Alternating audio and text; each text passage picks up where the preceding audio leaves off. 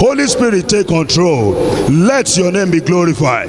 Today is a new beginning. It shall be well with our nation. It shall be well with all of us. It shall be well with people that are rejoicing with us. And after all said and done, if every other thing given to us is taken away, your Holy Spirit will never depart from our life. Give us a place in your eternal bliss.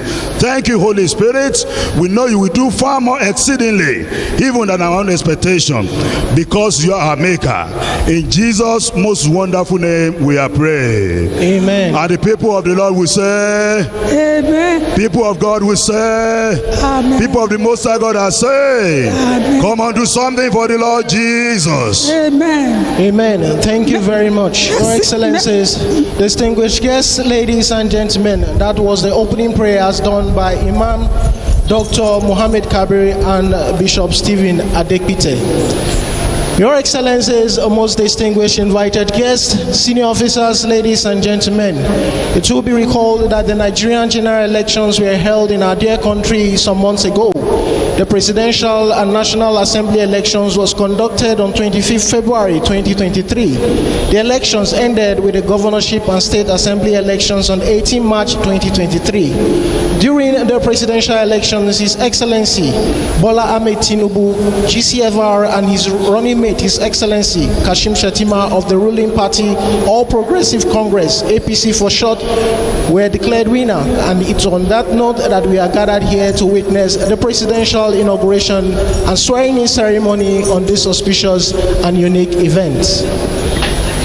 Excellences, Mesdames et Messieurs, il faut savoir que les élections générales ont eu lieu au Nigeria il y a quelques mois.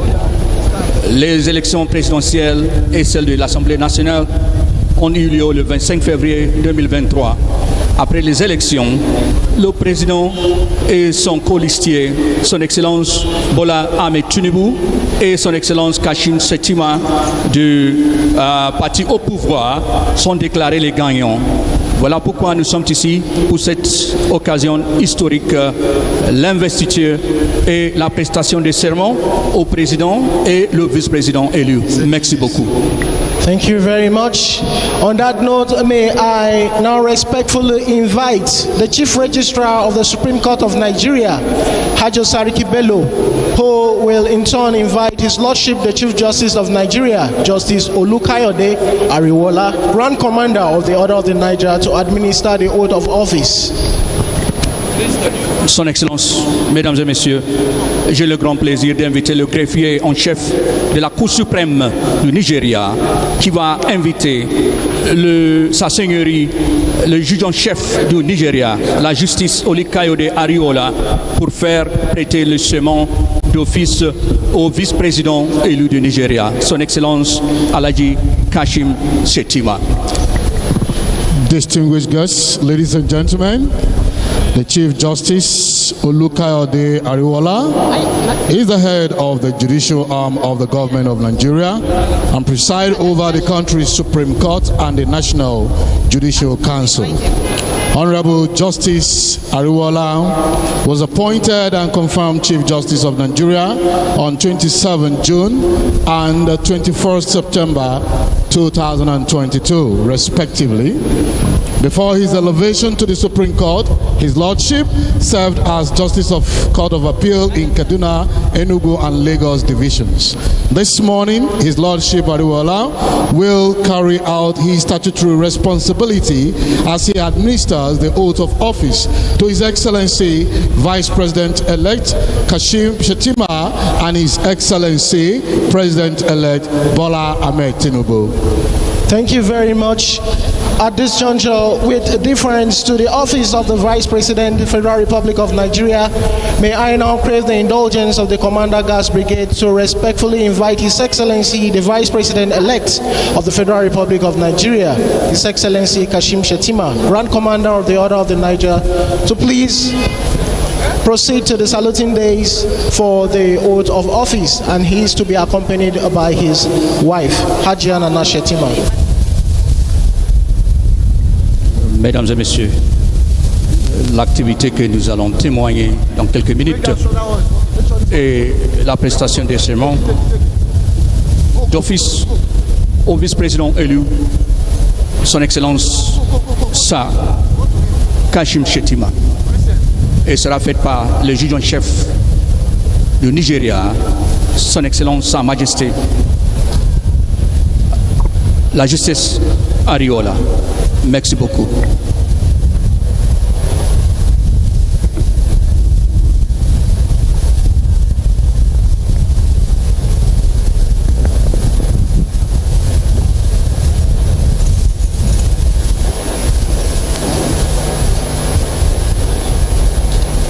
Oath of allegiance. I, Kashim Shettima, do solemnly swear that I will be faithful and bear true allegiance to the Federal Republic of Nigeria, and that I will preserve, protect, and defend the Constitution of the Federal Republic of Nigeria. So help me God.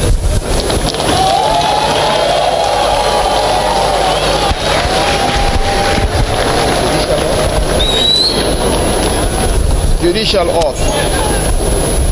I, Kashim Shettima, do solemnly swear that I will be faithful and bear true allegiance to the Federal Republic of Nigeria, that as Vice President of the Federal Republic of Nigeria, I will discharge my duties and perform my functions honestly to the best of my ability and faithfully in accordance with the Constitution of the Federal Republic of Nigeria and the law.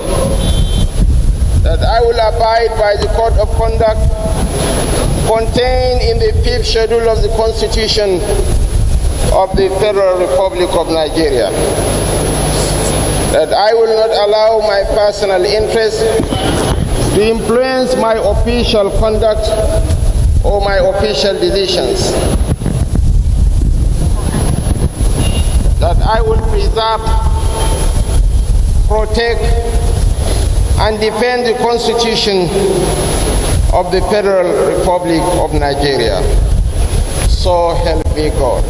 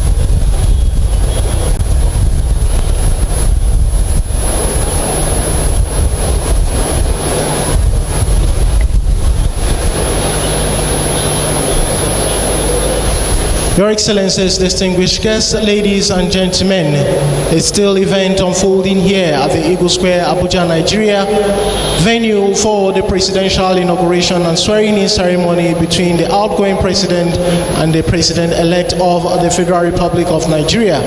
We witnessed a while ago the vice president-elect taking his oath of office.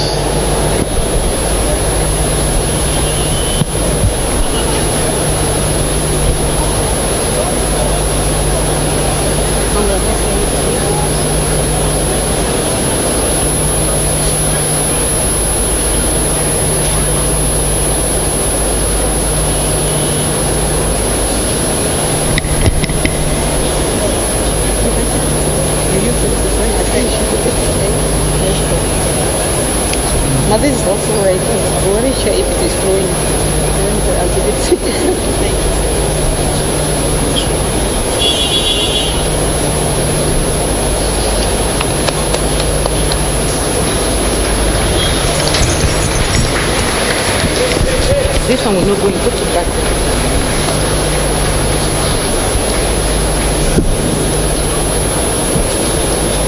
Is it Quran that you know?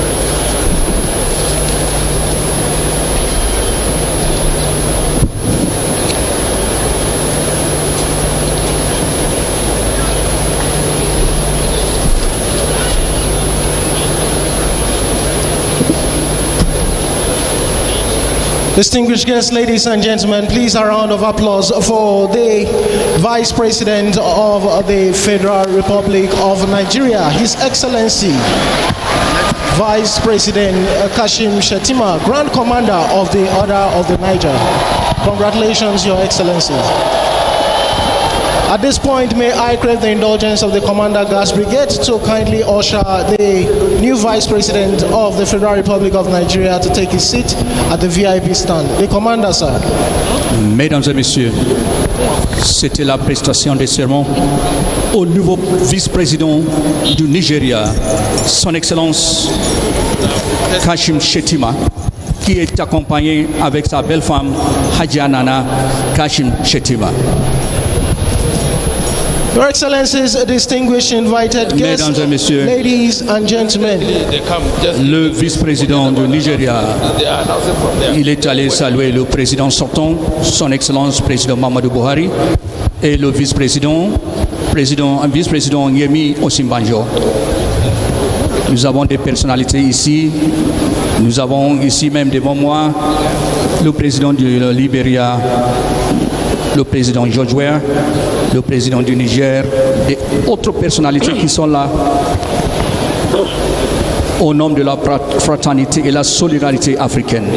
Soyez les bienvenus, le seul ballon d'or africain. thank you very much. Next to be sworn in is the exalted office of His Excellency, the Commander-in-Chief of the Armed Forces, Federal Republic of Nigeria.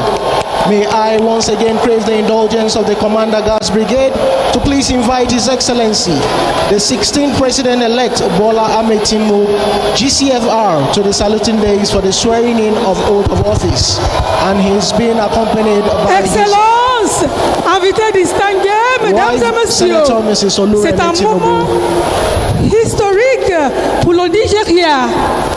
J'invite respectueusement le commandant de la brigade des gardes d'inviter le président élu de la République fédérale du Nigeria, son Excellence Bola Ahmed Tinubu, accompagné par sa belle femme, Madame Oluremi Tinubu, pour la prestation du serment.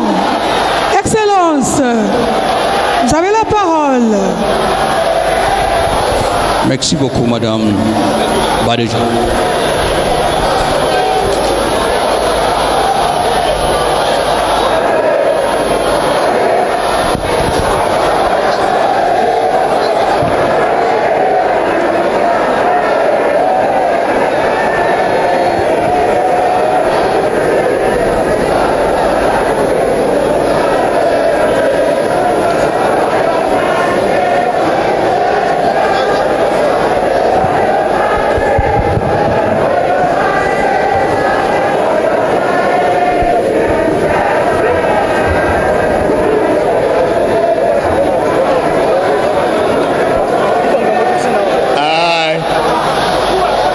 Bola Ahmed Tinubu do solemnly swear that I will be faithful and bear true allegiance to the Federal Republic of Nigeria, and that I will preserve, protect, and defend the Constitution of the Federal Republic of Nigeria. So help me God.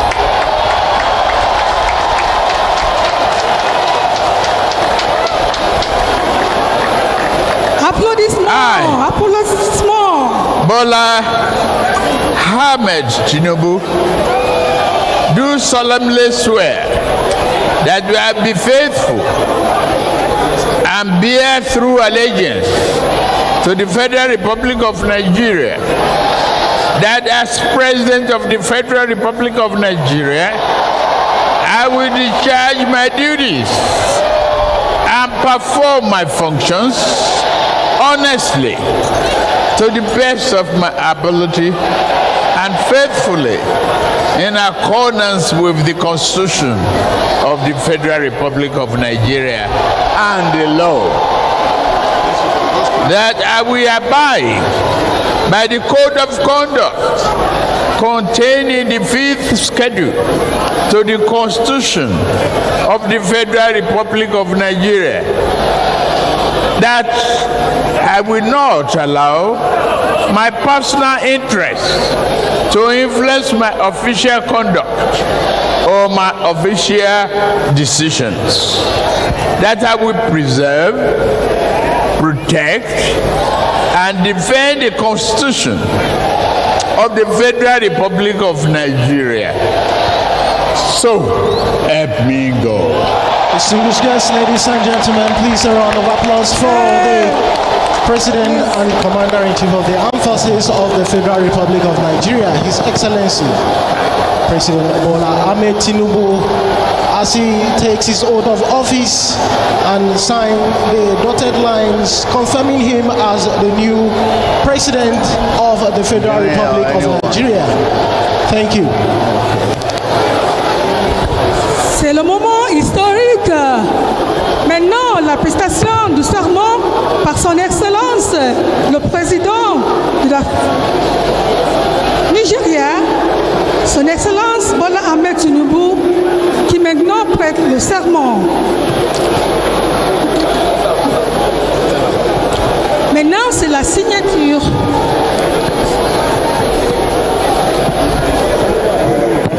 While the President is signing, just like her predecessor, we heartily welcome the 16th First Lady, Federal Republic of Nigeria, Her Excellency, Senator Mrs. Oluremi Tinubu, wife of the 16th President and Commander-in-Chief of the Armed Forces, Federal Republic of Nigeria, His Excellency President Bola Ahmed Tinubu, an educationist, administrator, and philanthropist, Oluremi Tinubu, as First Lady of Lagos State, established the New Era Foundation, dedicated to establishing centers for all-round development of young ones and promote public awareness on environmental health and community service. Oluremi Tinubu has executed a lot of philanthropical acts to alleviate the plight of indigent persons, and most importantly, she has touched the lives of girls and women in her constituency. In recognition of her achievements and contribution to societal upliftment, Senator Oluremi Tinubu has been honored severally, both locally and internationally. Among these are the National Award of the Officer of the Order of the Niger, Ghana Noble International Award of Leadership, Gambia Diamond Award for immense contribution to the emancipation of people from poverty, many citations and chieftaincy titles. In appreciation of her contribution as a role model, the West African Women Association named the Oluremi Tinubu Women Training Center in Gorom, Senegal, after her. From First Lady, Lagos State, to Senator, and today, the First Lady of the Federal Republic of Nigeria. You are heartily welcome on board. Mesdames et messieurs, voici le moment. Eagle Square a éclaté. Nous avons applaudi avec la prestation de serment au président du Nigeria, son Excellence Président Bola Ahmed Tinubu, le Jagaban. La biographie de la première dame nigériane. La première dame nigériane, Madame Oluremi Tinubu, elle est pédagogue, l'administrateur, philanthrope. Elle est née le 21 septembre 1960. Madame Tinubu a fait ses études supérieures à l'Université d'Ife après lequel elle est devenue la première dame de Lagos. Elle a posé sa candidature aux élections. Elle est devenue membre députée depuis le 28 mars 2015. Madame, tenez-vous en reconnaissance de ses réalisations et réalisations de ses contributions à l'amélioration de la société. Elle a été honorée plusieurs fois, localement et internationalement. Actuellement, elle est la 6e première dame du Nigeria. Félicitations, membres de députés Oluremi Tinubu, la nouvelle première dame du Nigeria. Merci beaucoup. You are ready. Go this way. Okay. Go this way with the family. Go this way. Oh, yeah. Thank you.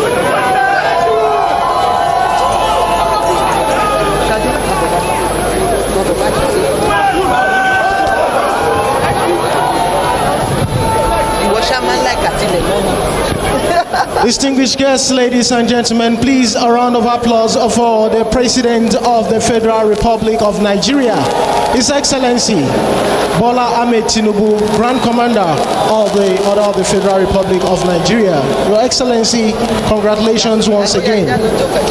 Excellence, Monsieur le Président, félicitations au Président du 16e du Nigeria, Son Excellence, Président Bola Ahmed Tinubu.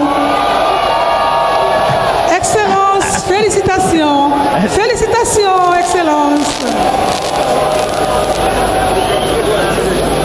Distinguished invited guests, ladies and gentlemen, at the end of the swearing in, what we shall be witnessing next is the lowering of the national and defense flags, which may interest all our dignitaries to know that at the end of every dispensation, the national and defense flags are being lowered, which signifies the end of a dispensation. A new national and defense flag are being received from His Excellency, the Commander-in-Chief of the Armed Forces of the Federal Republic of Nigeria, to be hoisted back on the poles, signifying the commencement of a new dispensation. We shall be witnessing that shortly.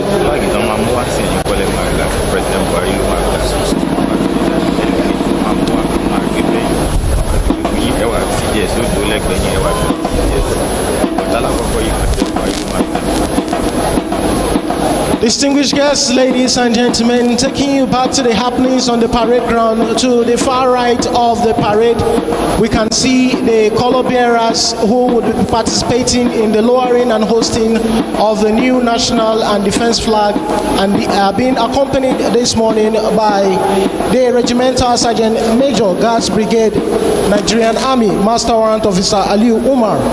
The flag bearers are Corporal Kalu Chigozie of the Nigerian Army, Able Seaman Etimwa Emmanuel of the Nigerian Navy, Sergeant Kanu Samson of the Nigerian Army, and Sergeant Undoma Patrick of the Nigerian Air Force. Distinguished guests, ladies and gentlemen, it may interest you to know that this highly regimented aspect of the occasion is usually observed during transition of power, as we will witness shortly. Distinguished guests, ladies and gentlemen, please happy viewing. Mesdames et messieurs, l'activité que nous témoignons à côté des as de salutation et l'abaissement des drapeaux. Il y a deux drapeaux, si vous voyez bien. Il y a le drapeau de la défense et le drapeau national. L'abaissement des drapeaux signifie la nouvelle ère et le nouveau drapeau, le nouveau ère dans la dispensation de la justice au Nigeria. Et voici ce que nous allons témoigner. Les activités sont faites par deux soldats de marine nationale et de l'armée de terre.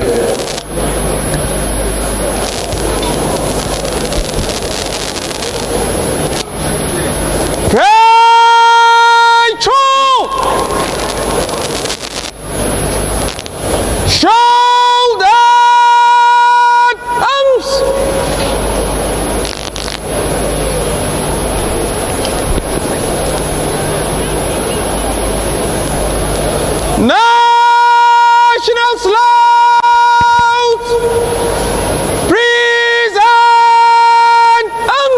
Distinguished guests, ladies and gentlemen, please may we all rise while officers and warrant officers in uniform are to salute as the national and defense flag are being lowered while the retreat is played. Thank Mesdames you. et messieurs, les officiers en uniforme et les sous-officiers doivent saluer. C'est une activité très militaire qui signifie la passation du pouvoir entre l'ancien président Muhammadu Buhari et le nouveau président Bola Ahmed Tinubu. C'est une activité par la force armée nigériane qui va signifier le changement de drapeau, entre autres. Merci beaucoup.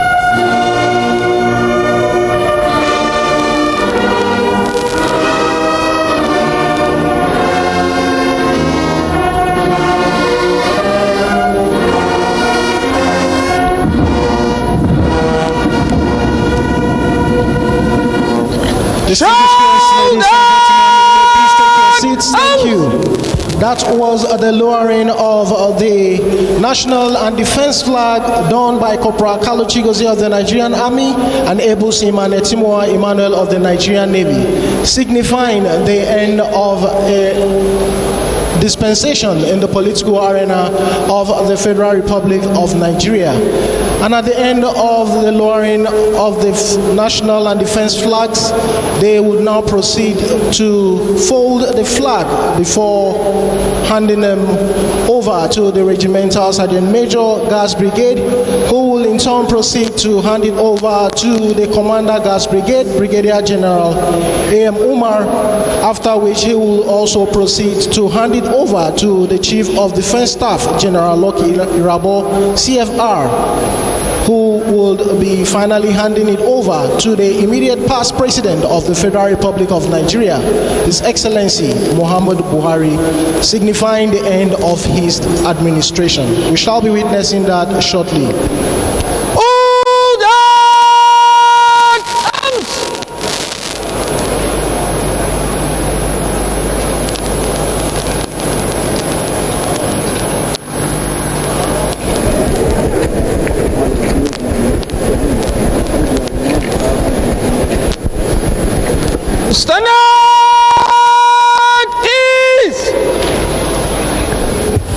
Ce que se passe, mesdames et messieurs, est le pillage des deux drapeaux, le drapeau national et le drapeau de la défense.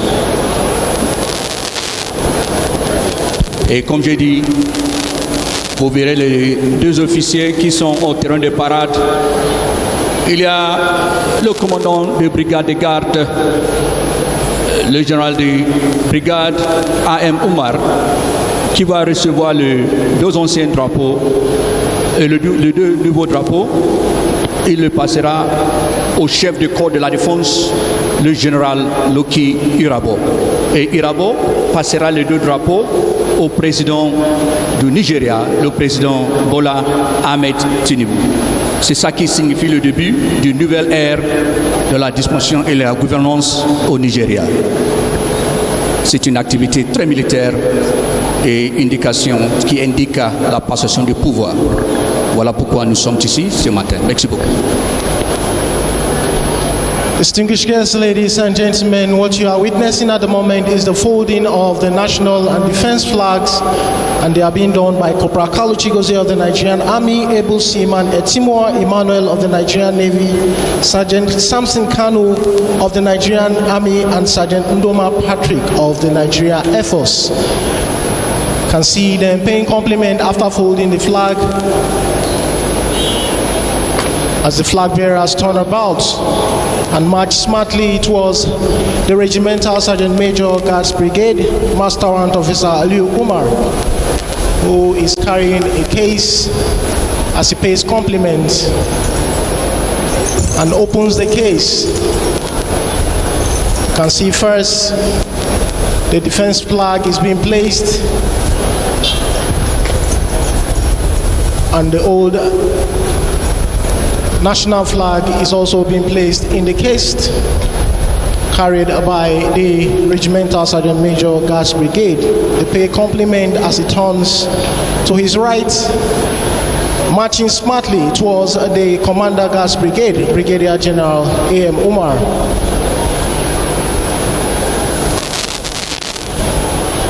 He comes to a halt as the commander pays compliment. He takes a step forward and hands over the case flag to the Commander Guards Brigade as he takes his steps backward, paying compliments. And the commander turns to his right, marching towards the Chief of Defense Staff, General Lucky Irabo, CFR, who pays compliment before receiving the case flag from the commander. Le général de corps de brigade vient de passer le drapeau national et le drapeau de la défense. Son Excellence, le général Irabo marche majestueusement vers le président. Il passera le drapeau à l'ancien président Bouhari et M. Bouhari passera le drapeau au nouveau président Bola Ahmed Tinubu.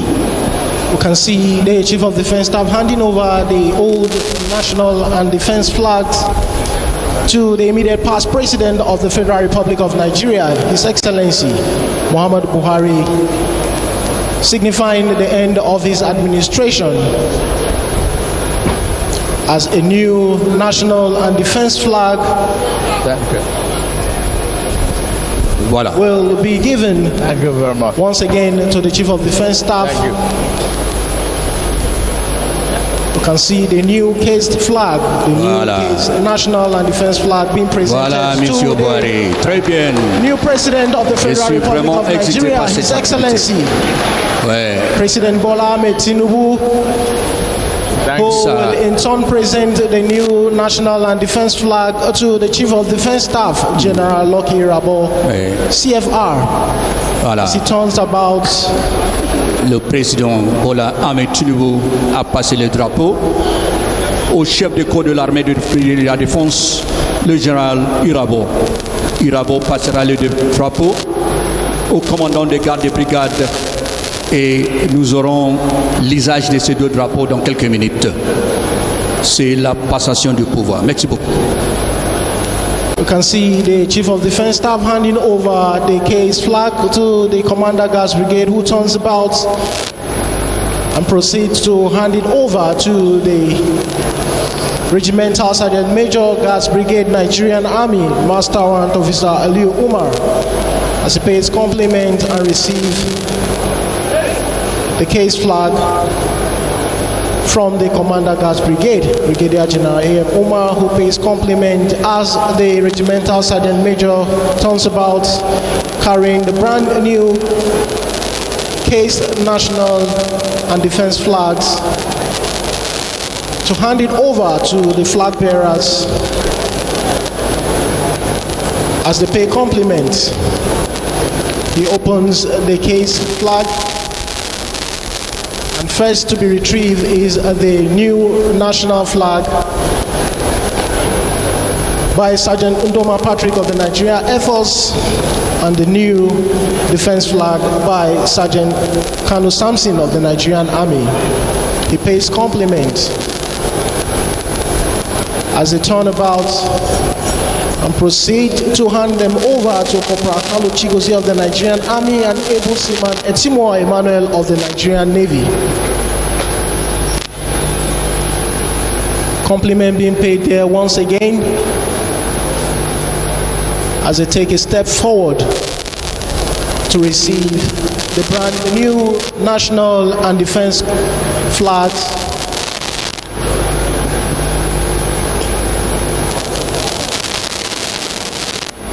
Compliment being paid as a turnabout and proceed to the polls for the hosting of the national and defense flags respectively, signifying the beginning of a new administration of the President and Commander-in-Chief of the Armed Forces of the Federal Republic of Nigeria, His Excellency President Bola Ahmed Tinubu, GCFR.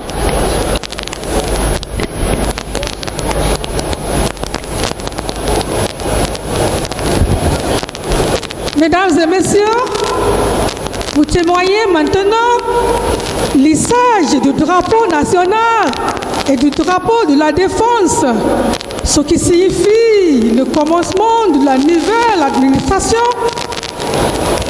et une nouvelle ère pour le Nigeria. C'est vraiment un moment historique, l'hissage du nouveau drapeau. Merci.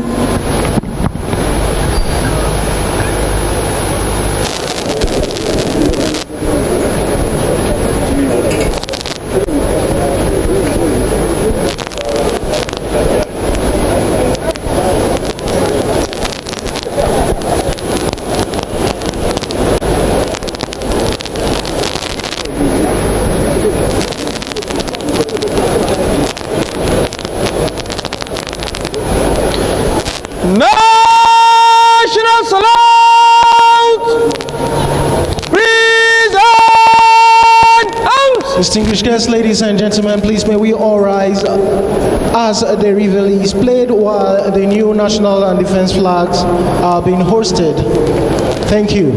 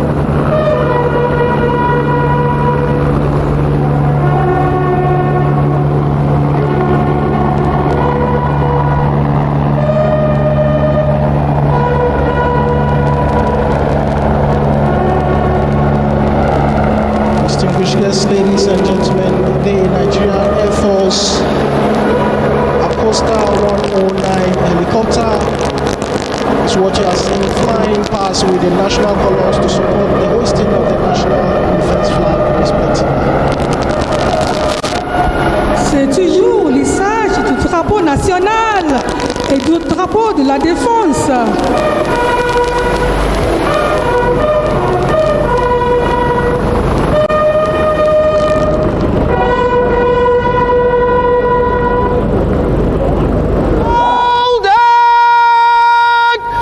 May please take your seats, thank you.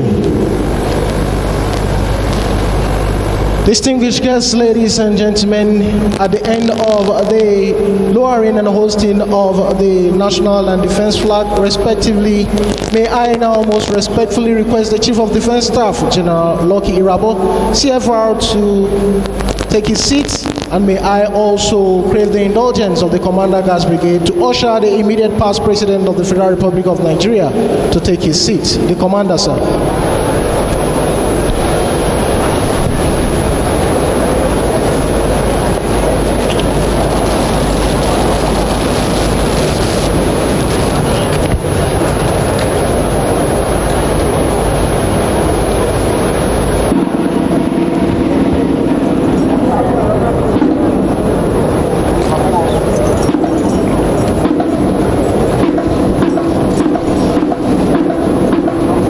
Distinguished guests, ladies and gentlemen, it's still events unfolding here at the Eagle Square, Abuja, Nigeria, where activities climaxing the presidential inauguration and swearing-in ceremony of the President of the Federal Republic of Nigeria, His Excellency, President Bola Ahmed Tinubu, who witnessed a short while ago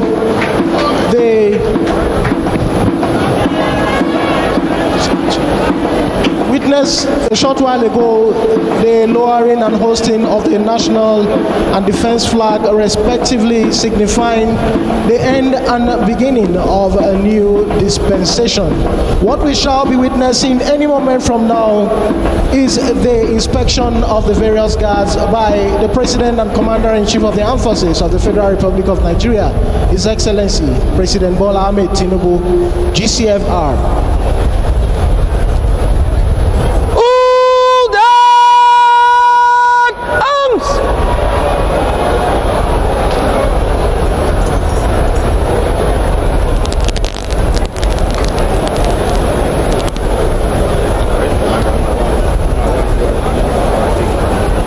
Very good.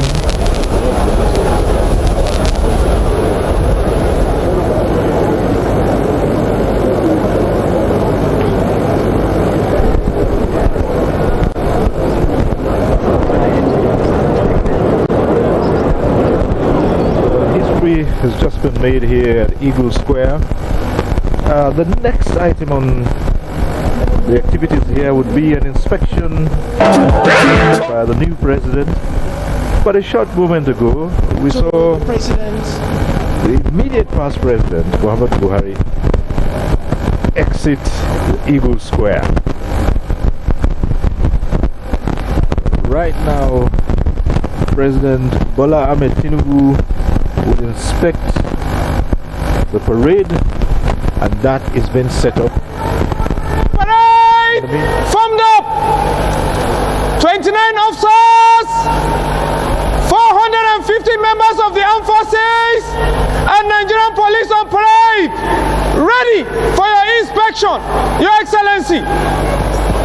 Your Excellencies, most distinguished invited guests, ladies and gentlemen, that was the voice of the parade commander, Lieutenant Colonel Salim Yusuf Hassan, reporting the state of the parade to the special guest of honor and requesting for the inspection of the various guards. At this point, permit me to hand over the microphone to my co-compare, Flight Lieutenant Festus Ezenyi, to guide us through the inspection of the various guards.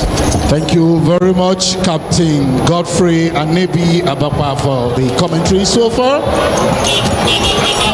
Distinguished guests, ladies and gentlemen, may I acquaint you with the citation on His Excellency, the Commander-in-Chief of the Armed Forces, Federal Republic of Nigeria, His Excellency President Bola Ahmed Tinubu, Grand Commander of the Order of the Federal Republic. The special guest of honor and reviewing officer for today's historic occasion, former senator and two-term governor of Lagos State, a founding member and former national leader of Nigeria's governing party, the All Progressives Congress, a notable progressive leader, His Excellency President Bola Ahmed Tinubu, is a visionary who has made personal sacrifices to advance the common goal in Nigeria and beyond.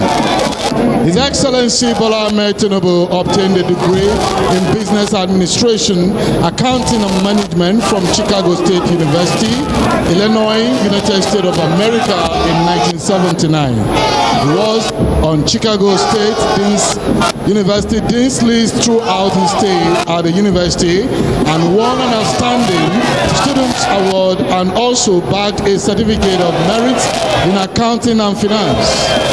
In his final year, he emerged President, Chicago State University Accounting Society. It should be worthy of mention that while still in the university, His Excellency Bola Ahmed Tinubu was headhunted for both international and local companies, including Mobile Nigeria, where he held important positions like senior auditor and company treasurer.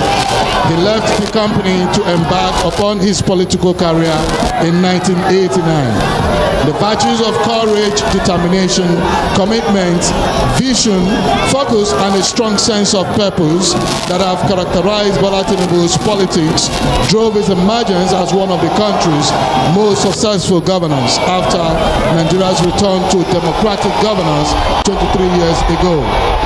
His stewardship of Lagos State between 1999 and 2007 remains a reference for good governance in Nigeria and across the region. Among the most consequential and impressive of his achievements as the governor of Lagos was his revolution of the state's environmental policies and the creation of thousands of jobs for Lagosians through the private sector partnership program he established. Other important achievements while governor of Lagos include education reforms, under which now thriving mission schools were returned to their original owners after decades of government control. Free education and West African Examination Council forms for school leavers, giving underprivileged children access to further education, more career opportunities, and better life prospects. Civil service reforms, which led directly to the introduction of a more responsive and expert-led civil service in Lagos. Judicial reforms and the Lagos Master Plan blueprint, which has been and continues to be followed with great success by all subsequent governors of Lagos. Also worthy of mention is that as a first-class financial strategist, His Excellency Bola Ahmed Tinubu overhauled and reformed government and revenue collection in the state, taking Lagos from a yearly internally generated revenue of 14.64 billion naira in 1999 to 60.31 billion naira in 2006. His innovations laid the groundwork necessary for Lagos to have the revenue to improve the state and modernize living conditions of all of its inhabitants. A graceful leader imbued with courage and commitment to justice, Bola Tinubu combines practical, political acumen, strategic vision, and moral principle. When the history of the first 2 decades of the 21st century in Nigeria is written, it will record Bola Tinubu's rare courage and foresight in guiding his party, the All Progressive Congress, to victory in 2015, and how, working with other patriots, he abolished the determined efforts of the then ruling party to turn Nigeria into a one-party state. His Excellency Bola Tinubu knows politics much as he understands the game of power. Indeed, his democratic footprints go beyond Nigeria. They span the continent, especially in the immediate West African sub-region, where he has contributed personal resources, advice, and support to help sustain democracy and popular participation in many of the region's emergent democracies. His Excellency Bola Tinubu has served the cause of humanity and expanded the frontiers of freedom and democracy in Nigeria and the African continent. He is one of the Nigerians' foremost nationalists and champions of federalism. As one of the few leaders and champions of democracy with the potential and experience to improve the fortunes of his people, Bola Tinubu is the very best man, and today the 16th President and Commander-in-Chief of the Armed Forces of the Federal Republic of Nigeria. His Excellency President Bola Ahmed Tinubu is happily married to his lovely wife, the 16th First Lady of the Federal Republic of Nigeria, Her Excellency Senator Mrs. Oluremi Tinubu, and the union is blessed with amazing children. Mesdames et messieurs, Son Excellence le 16e président de la République fédérale du Nigeria, et commandant en chef des forces armées du Nigeria, GCFR, est né le 29 mars 1952. Il a été 2 fois le gouverneur d'État de Lagos, pendant laquelle il a fait des réformes durables dans les domaines pédagogiques, financiers, judiciaires et la création des emplois. Son Excellence a eu sa licence en l'administration des affaires, comptabilité et la gestion à l'université de Chicago, Illinois, aux États-Unis. Il a aussi travaillé comme auditeur supérieur à Mobile.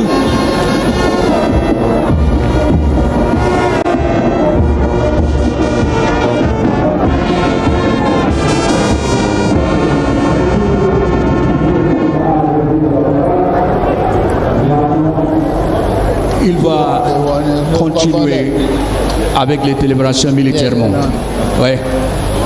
Thank you. That was the citation on His Excellency President Bola Ahmed Tinubu. May I now hand over to my co-compare, Captain Anebi Ababa, to continue with the remaining parade.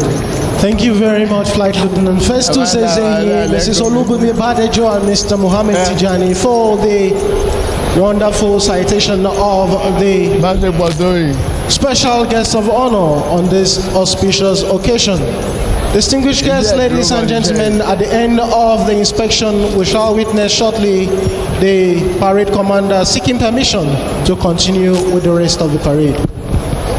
May I have your permission to carry on with the rest of the parade, Your Excellency? Right. Presidential permission has been sought there and graciously granted by His Excellency, the special guest of honor and the reviewing officer for today's historic occasion. We can see the parade commander, Lieutenant Colonel Salim Yusuf Hassan, riding on a white horse named GMB to take his position to commence the march past. Distinguished guests, ladies and gentlemen, please happy viewing.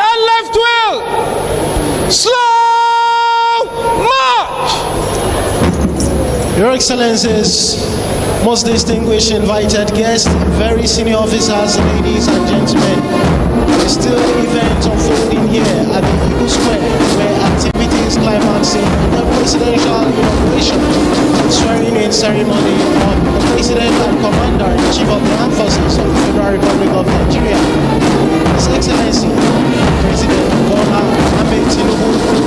TFR. Witness a while ago the parade commander giving orders for the guards to form 3 ranks and commence the march past. What you are witnessing now are the guards forming squad without changing formation, before forming an extended line formation by the guards towards the 17 days, led by the Color Party. The essence is for the guards to pay their respect to the special guest of honor who has taken his position on the saluting days, and also for the reviewing officer to take a close look at the turnout of the guards who are impeccably dressed at close range. Left of the parade before presenting arms to the special guest of honor, the President and Commander-in-Chief of the Armed Forces of the Federal Republic of Nigeria, His Excellency President Bola Ahmed Tinubu, Grand Commander of the Order of the Federal Republic. Distinguished guests, ladies and gentlemen, it will also interest you to know that the file pass towards the saluting days and the forming squads by the guards is another display of silent drill, as the guards are only reacting to the initial words of command given by the parade commander before the commencement of the march pass. Distinguished guests, ladies and gentlemen, please happy viewing. Excellences, les officiers supérieurs, les chefs d'État des pays africains qui nous ont honorés avec leur présence, mesdames et messieurs, ce que nous voyons maintenant actuellement, c'est les membres de la force armée nigériane avec le commandant des parades en avance, les escortes des drapeaux, les réduits. Ils marchent vers le dias des salutations afin de montrer et justifier la loyauté de la force armée nigériane au président, son Excellence Bola Ahmed Tinubu. Il marche majestueusement, calmement, avec la dignité, courage, la fierté, qui sont les qualités de l'armée dans le monde. Vraiment, c'est une activité kaléidoscopique, pleine de couleurs, qui signifie nouvelle ère de la disposition, nouvelle disposition au Nigeria. Mon commandant, mon capitaine Abakwa, je passe la parole à vous. Monsieur Mohamed Tijani, distinguished guests, very senior officers, ladies and gentlemen, what you are watching at the moment are the guards forming squad to the right and left of the parade ground, preparatory for the presenting of arms to the special guest of honor to show their unalloyed loyalty to the exalted office of the President and Commander-in-Chief of the Armed Forces of the Federal Republic of Nigeria.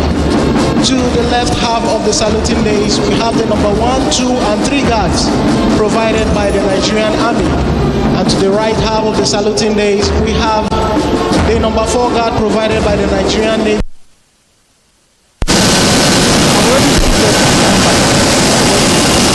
That is different, man. That's from too long. So I can stand here now. Of the parade ground facing the special guest of honor as they turn about now are the color party, and we have 4 colors on parade this morning. We have the national color, the Nigerian Army regimental color, the Navy color, and the Air Force color being carried by commissioned officers known as ensigns to the colors. Distinguished guests, ladies and gentlemen, witnessed a while ago the various guards paying compliments, all to show their unwavering loyalty to the special guest of honor. After paying compliments, we are now retreating back in an orderly fashion. Distinguished guests, ladies and gentlemen, please Mesdames et messieurs, comme vous voyez, il y a 6 gardes comparables ce matin. Nous avons les 2 premiers gardes composés de l'armée de terre nigériane. La 4e garde est composée de la Marine nationale. La 5e garde est composée de l'armée de l'air nigériane. Et nous avons aussi la 16e garde composée par la police nationale. Le président s'approche.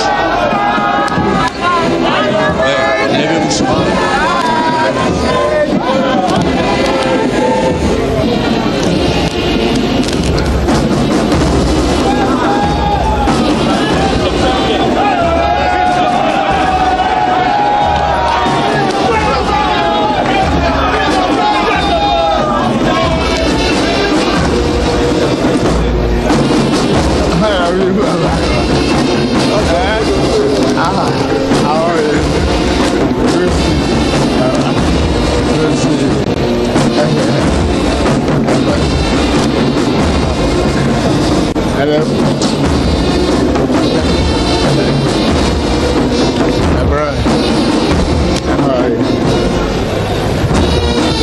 Your Excellencies, most distinguished invited guests, ladies and gentlemen, as we sit back and enjoy this beautiful parade by these amazing officers and men, permit me to acquaint you with the significance of 21 gun salute, which is part of activities lined up for today's celebration. The 21 gun salute is a military tradition used to accord respect or honor to dignitaries. Generally, saluting is done using hands, small arms and firing of artillery. Salute by gunfire is an ancient ceremony which originated in the 17th century and involves the use of artillery guns to fire ammunition, usually blanks, to welcome important dignitaries or commemorate an anniversary. Traditionally, gun salutes are presented to honor or welcome a foreign president or head of state on a state visit. It is also used to cover reopening days, marking of public holidays and independence anniversary celebrations. Others include Ascension Day, state funeral of a late president and Independence Day. In Nigeria, gun salute is provided during armed forces Remembrance Day celebrations, inauguration parades, independence anniversary, and in honor of visiting presidents. Today we shall be witnessing the firing of 21 gun salute to signify the great respect and unflinching loyalty that the Nigerian armed forces and the Nigerian police have for the government office and the personage of His Excellency, the President and Commander Chief of the Armed Forces, Federal Republic of Nigeria. On that note, that I request our distinguished guests not to panic at the sound of the volleys by the State House Artillery Battery when the 21 gun salute is being fired. Distinguished guests, ladies and gentlemen, please happy viewing. Merci beaucoup, capitaine Awakwa. Les officiers supérieurs, mesdames et messieurs, permettez-moi de vous donner une petite histoire de canon. Coup de canon, traditionnellement, est une activité militaire. Coup de canon à l'honneur du président en visite. Et si nous avons assez de présidents en visite au Nigeria, ou au cours de l'anniversaire du chef d'État, ou le jour férié, le coup de canon, on les tire aussi le jour de l'indépendance.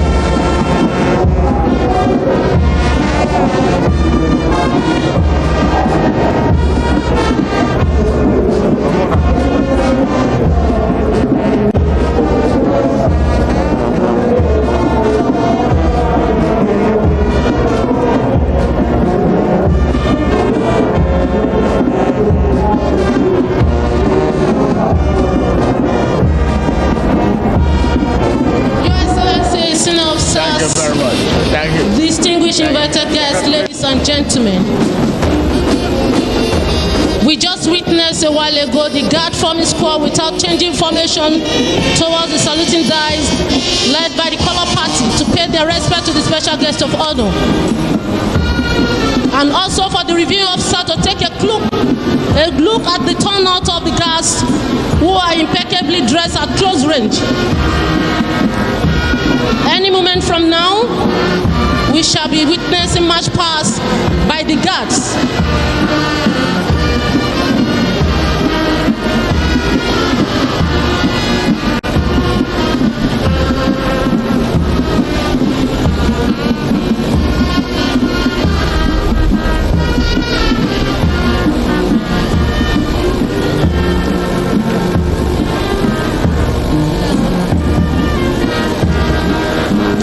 Your Excellencies, the guards having marched into line shortly, the march past round the parade ground will commence with number 1 guard leading, and the other guards following suit in ascending order. The guards will take turn to pay their respect to the special guest of honor, President Bola Ahmed Tinubu. May I have this moment please request that when the color parties marches towards your sitting position, you are please expected to rise as a mark of respect to the colors, as the colors create a feeling of pride in soldiers and ex-soldiers. Officers and warrant officers in uniform are expected to salute. Thank you.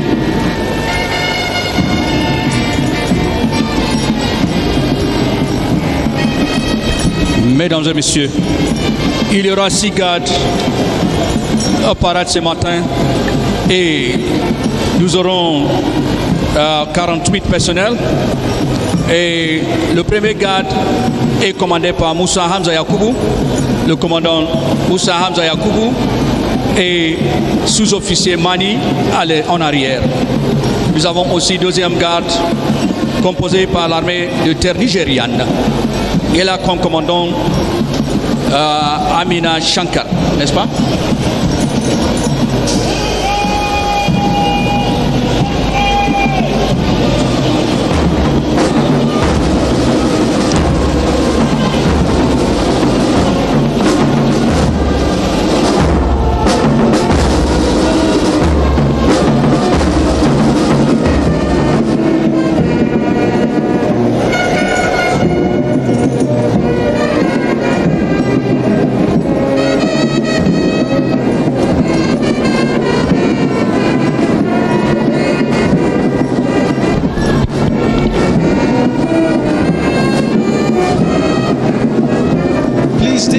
Standing in front of the state box are requested to move back to their seats.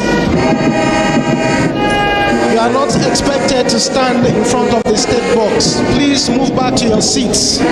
Move back to your seats. If you don't have anything to do in front of the state box, you are kindly requested to go back to your seats. Thank you.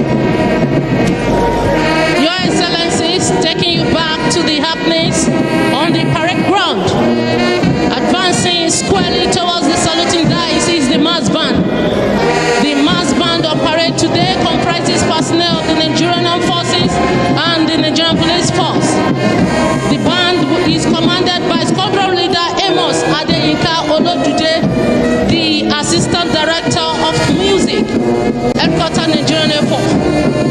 He is assisted by Captain Kennedy Bua of the Nigerian Army and Lieutenant Commander Emmanuel Oluwole Ajayi of the Nigerian Navy and Deputy Superintendent of Police Abdurazak Mohammed.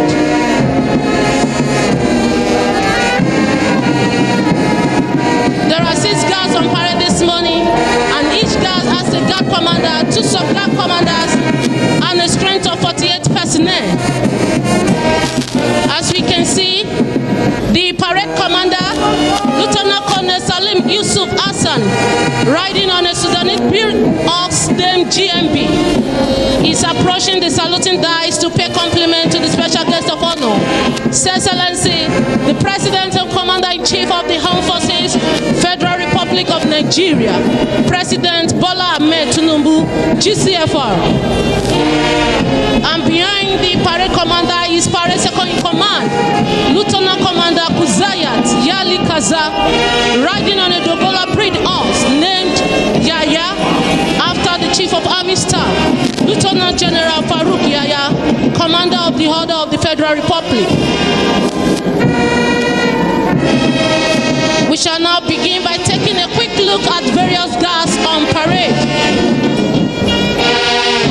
The number 1 guard is commanded by Major Hamza Yakubu Musa.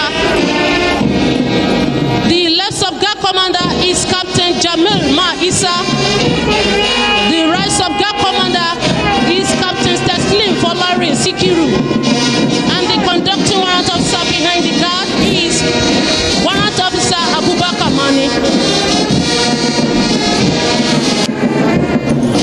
That is number 1 guard paying compliment right now. And marching closely behind number 1 guard is number 2 guard, which is commanded by Major Deborah Oluwafumilola Jayola. The left of guard commander is Captain Amina Ibrahim Shankar. And the right of guard commander is Captain Olaide Ebuolua Ogumola.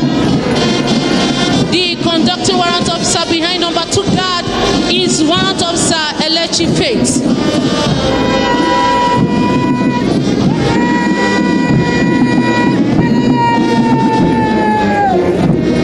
Marching closely behind number 2 guard is number 3 guard, which is commanded by Major Benjamin Toruwa Ado.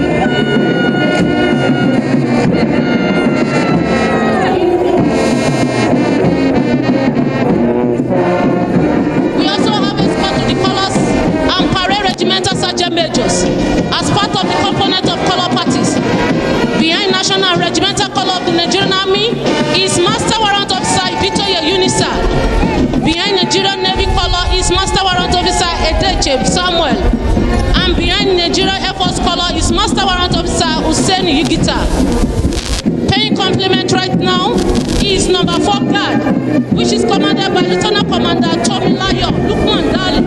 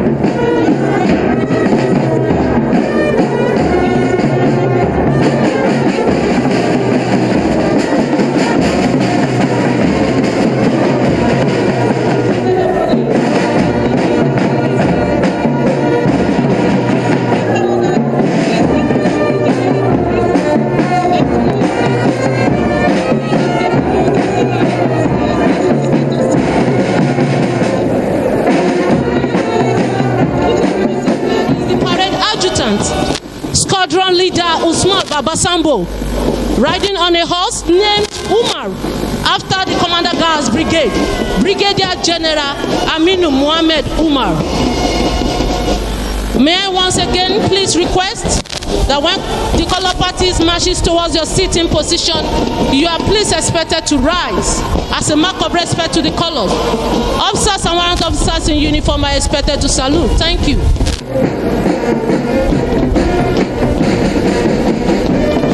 Merci beaucoup, mon lieutenant Okonario. Mesdames et messieurs, comme vous voyez, nous sommes toujours à Eagle Square.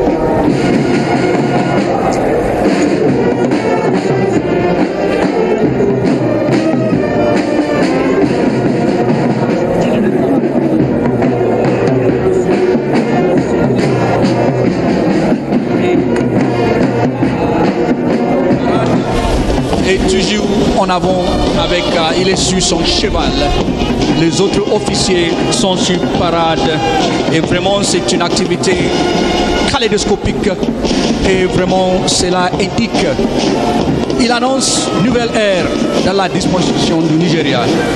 Mesdames et messieurs, comme vous voyez, le premier garde est commandé par le capitaine Man Issa et le commandant Moussa Hamza Yakoubou.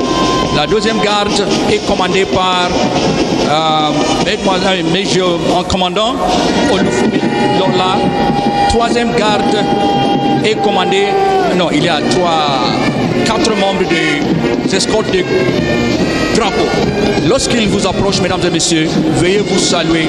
Toujours les militaires qui sont en uniforme, les officiers et les sous-officiers.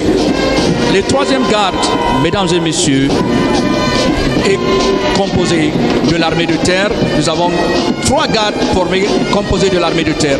La 4e garde est composée de la marine nationale. 5e garde est composée de l'armée de l'air nigériane. Et la 5e garde est composée de la police nationale. Vraiment, c'est une activité très intéressante,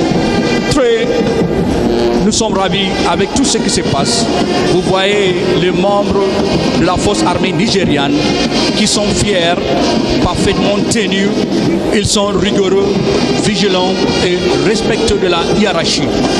Mesdames et messieurs, vous serez d'accord avec nous qu'ils se conduisent avec l'humeur, courage et dignité.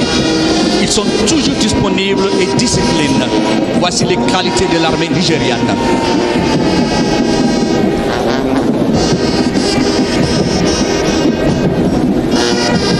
En quelques minutes, ils vont changer le défilé.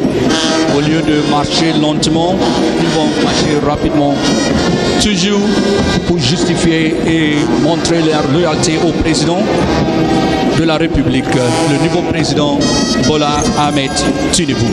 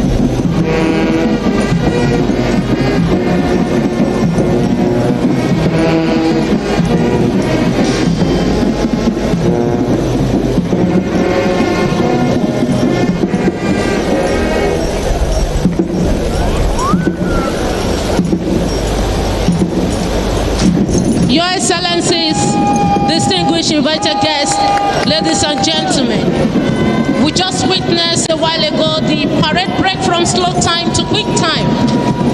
This is just a bit of synchrony and a unique transition always exhibited by these smart and agile troops in the performance of their routine duties.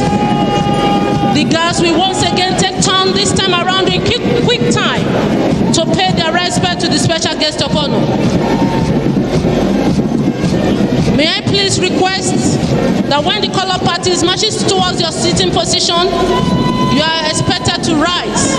Officers and warrant officers in uniform are expected to salute.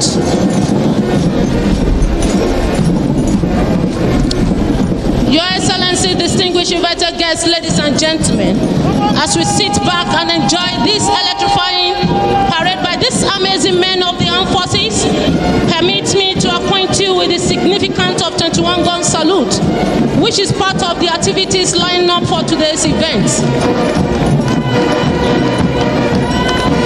The gun salute is a form of saluting in the military tradition used to accord respect or honor to dignitaries. Generally, saluting is done using hand, sword, colors, small arms, and firing of artillery guns. Salute by gunfire is an ancient ceremony which originated in the 17th century and involves the use of artillery guns to fire ammunition, usually blanks, to welcome important dignitaries or commemorate an anniversary. Traditionally, gun salutes are presented to honor or welcome a foreign president or head of state on a state visit. It is also used to cover royal birthdays, marking of public holidays, and independence anniversary celebrations. Others include Ascension Day, State Funeral of a late president, and Democracy Day. That is number one card approaching the saluting that is right now, paying compliment to the special guest of honor, President and Commander-in-Chief of the Armed Forces, Federal Republic of Nigeria, President Bola Ahmed Tinubu, GCFR.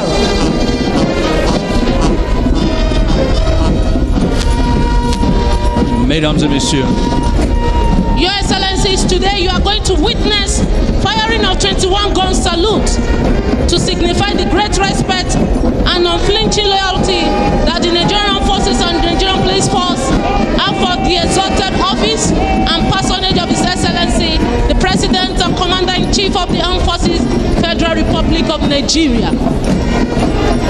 That is number 3 guard paying compliment right now, followed by the color party. Shall we all rise as a mark of respect to the color? Officers and warrant officers in uniform are expected to salute. Mesdames et messieurs, les escortes des drapeaux, les officiers, sous-officiers en uniforme sont priés de saluer. Merci beaucoup.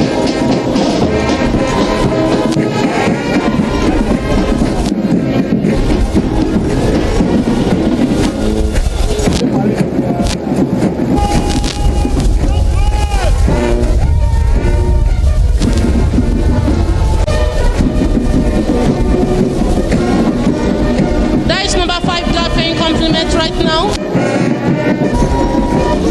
and following suit is number 6 guard provided by the Nigerian Police.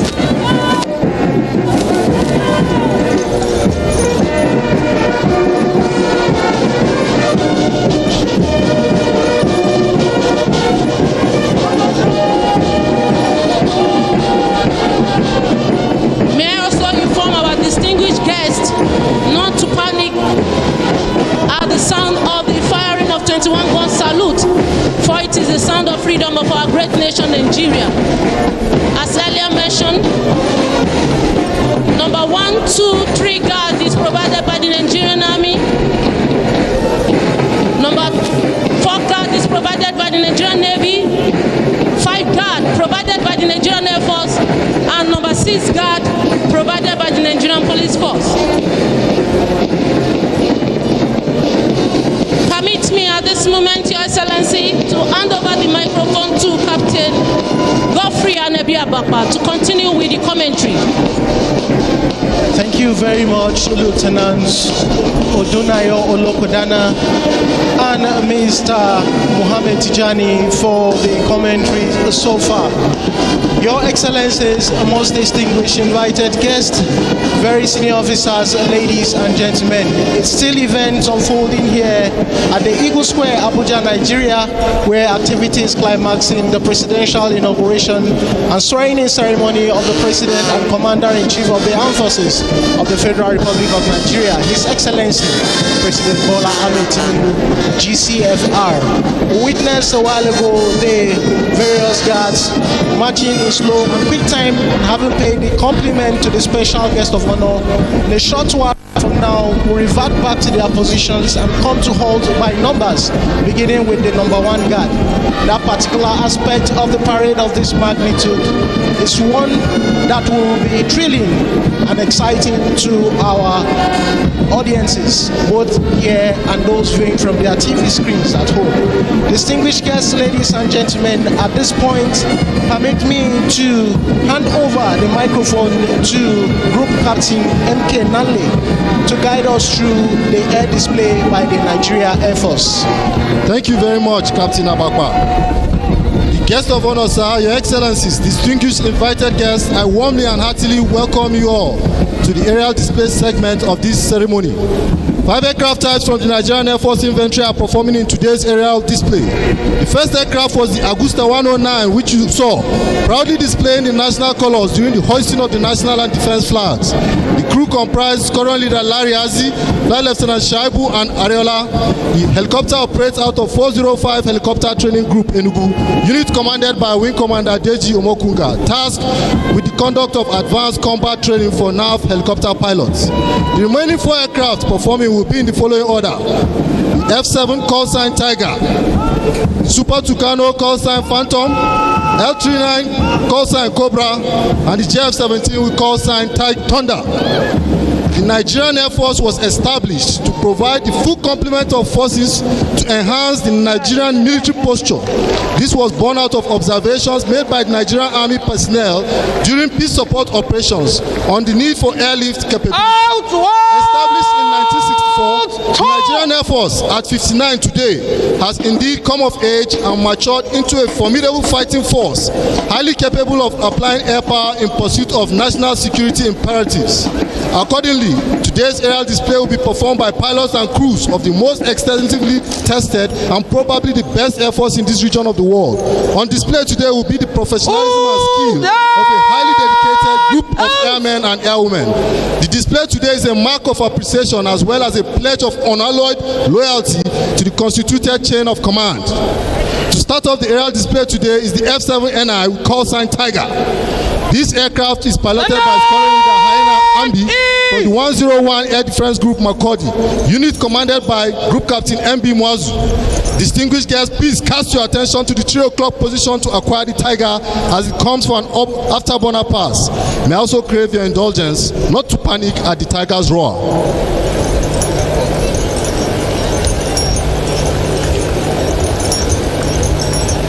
This sound of freedom is a nightmare to terrorists and bandits, but it's also a morale booster for ground forces.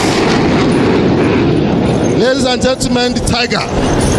The red-hot flames at the tail of the aircraft are the result of the afterburners, which act to increase the thrust of the aircraft and allow it to generate a very high rate of turn. Ladies and gentlemen, a round of applause for this agile interceptor of your beloved Nigerian Air Force. The F7 is a supersonic fighter interceptor aircraft with the primary role of defending the territorial airspace of Nigeria. Since its induction into the Nigerian Air Force in 2010, it has played a vital role in defending the nation.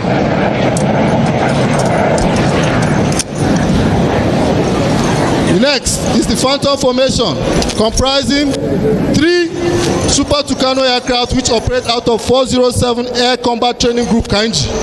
In the lead aircraft, we have Squadron Leader Kabir Usman and Wing Commander James Santiago Bako, the unit commander. Number 2 is being flown by Squadron Leaders Festus Oga and Dr. Super Hastrop. While in number 3, we have Squadron Leader Zaki Getso and Flying Officer Moses Kassam.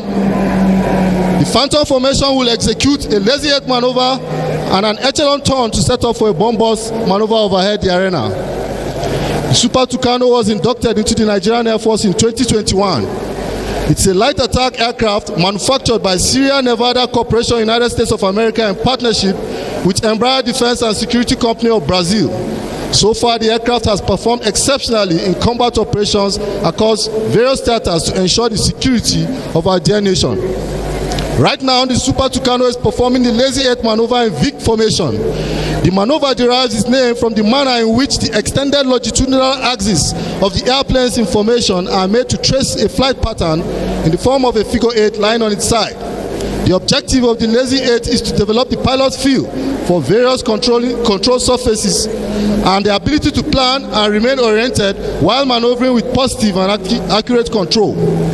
The maneuver, particularly in formation, is used to develop and demonstrate the pilot's mastery of the airplane in maximum performance flight conditions.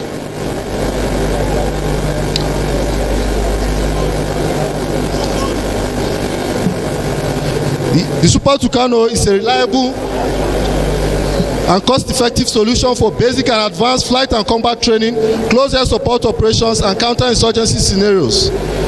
The Super Tucano has been actively engaged in the various defense headquarters operations, such as Operation Hadinka in the northeast and Operation Haderindaji in the northwest.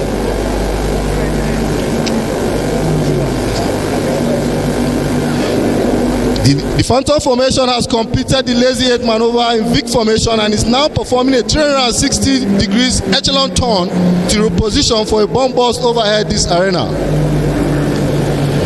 The aircraft is built for light attack combat with a versatile and powerful turboprop engine, making it appropriate for counterinsurgency in Nigeria. The aircraft is known for its rugged and durable design, which allows it to perform from even unimproved runways at forward operating bases. The Phantoms are now setting up for the bomb burst. The bomb burst is a maneuver carried out by aircraft in formation to simulate actual bomb delivery onto a target. The formation goes into a dive and pulls up to disperse in several directions from the dive.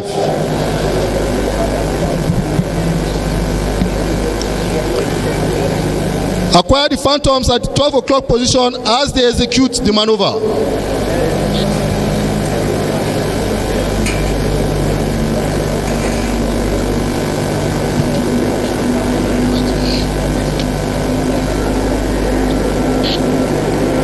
The graceful execution of the bomb burst maneuver is a mark of salutation from the Phantoms as they exit the display arena.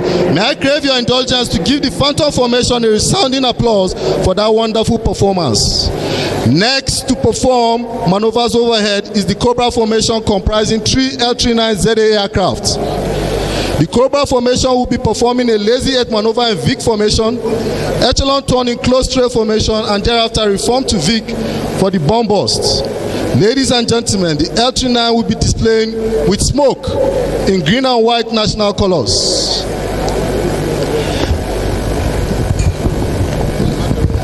Ladies and gentlemen, at the 11 o'clock high position, you acquire the L-39ZA formation. The L-39ZA aircraft, nicknamed Albatross, is a 2-seat aircraft powered by a single turbojet engine. The aircraft was manufactured by Aero Vodokody Aviation of Czech Republic and was inducted into the Nigerian Air Force in November 1986. The aircraft is designed to conduct basic, advanced, and combat training. However, with its associated armament system and stores, the aircraft is also capable of conducting combat missions. Since its induction, the aircraft has successfully been used for the training of numerous fighter pilots in the Nigerian Air Force. The most notable trainee in service is the current Chief of the Air Staff, Air Marshal Oladayo Amao, who was a member of Basic Flying Course 11.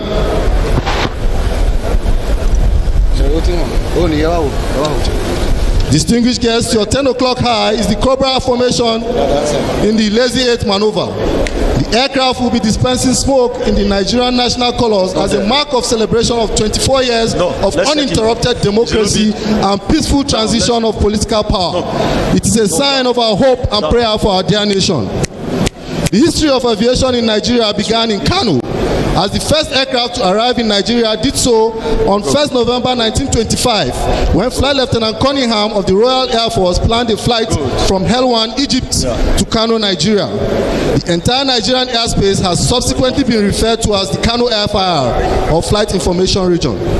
The Cobra formation is flown by an elite squad of instructor pilots operating from the 403 Flying Training School based in Kano, regarded as the home of the Cobras. This is because the portion of the Kano airport occupied by the air base has historically been a habitat for snakes with a preponderance of the Cobra species, hence the moniker home of the Cobras. However, from a flyer's point of view, the instructor pilots of the school identify as the Precision Falcons.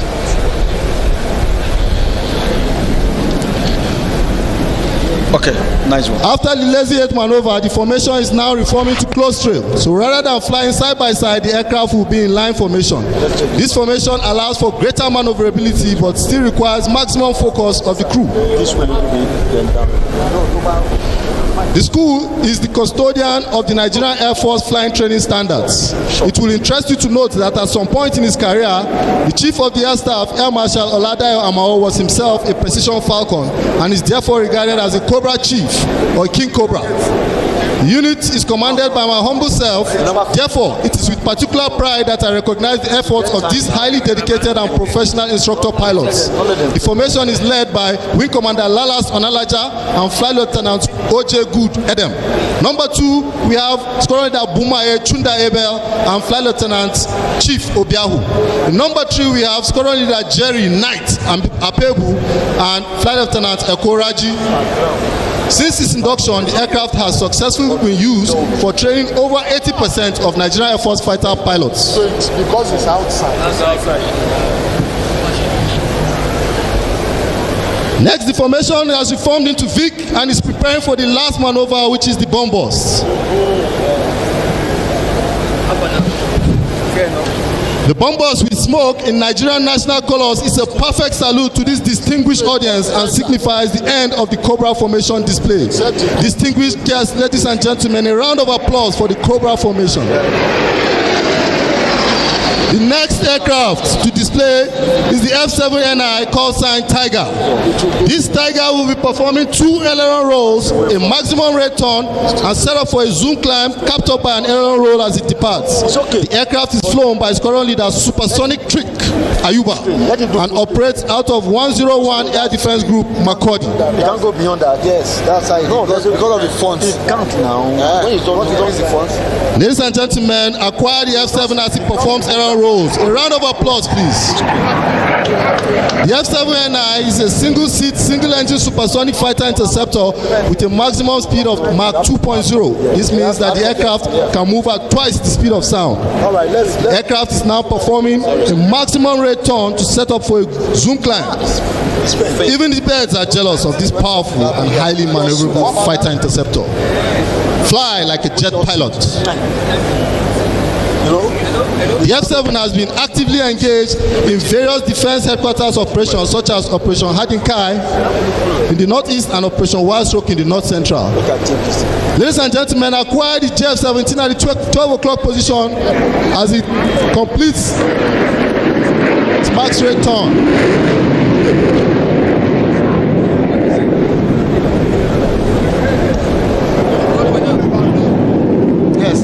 This turn is being performed with afterburners. The afterburners act to increase the thrust of the aircraft. It's fair enough now. No, it's still fair.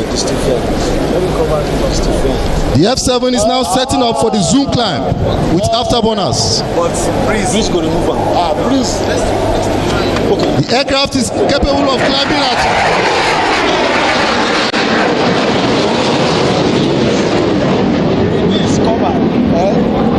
the victory roll performed from the climb marks the end of the Tiger's display and is also a sign of compliment to this great audience as the Tiger exits.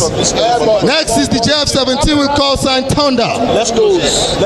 The aircraft is piloted by Wing Commander Jude Obadan.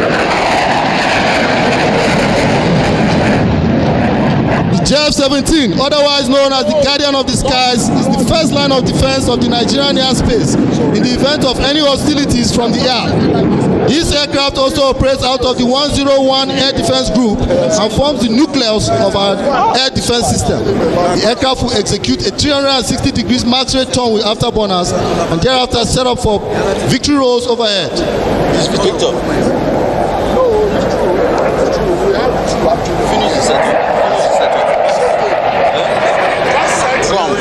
The JF-17 is one of the most recently acquired aircraft in the Nigerian Air Force inventory, having been inducted in 2021. The aircraft was manufactured as a joint venture between Pakistan Aeronautic Complex and Chengdu Aircraft Industries of China.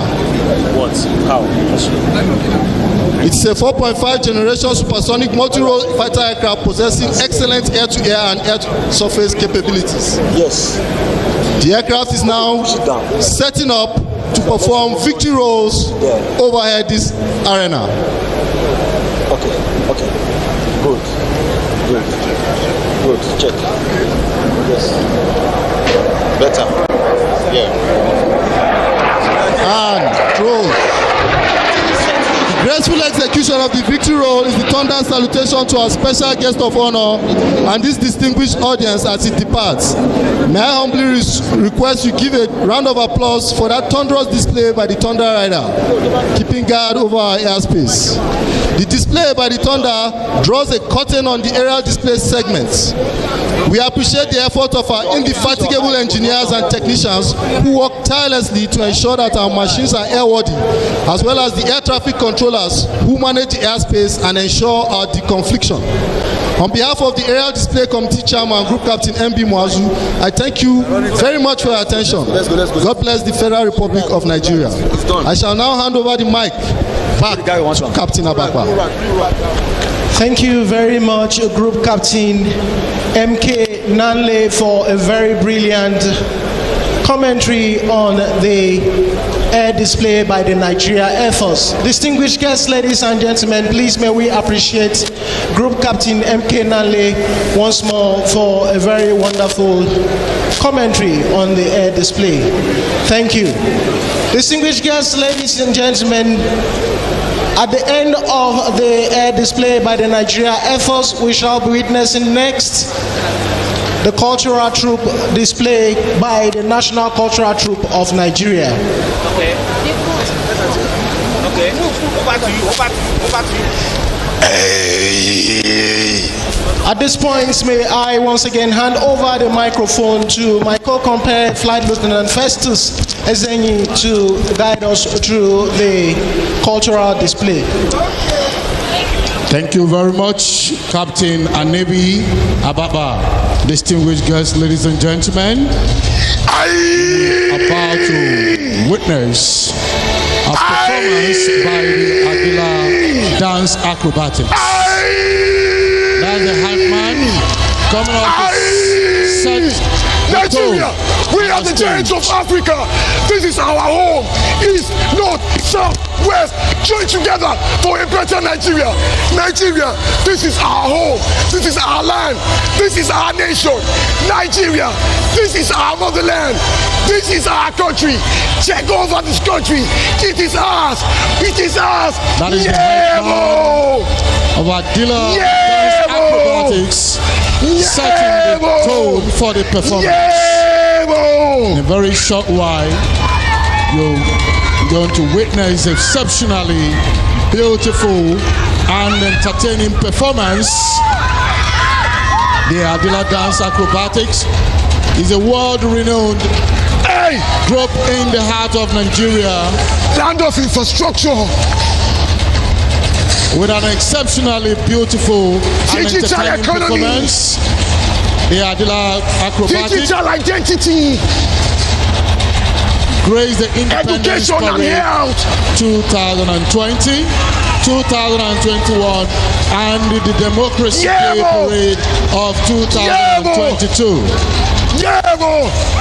What you are about to witness is an open act of Afrocentric contemporary display celebrating Nigeria in all its colors with the theme stronger, together. The drumming of an army.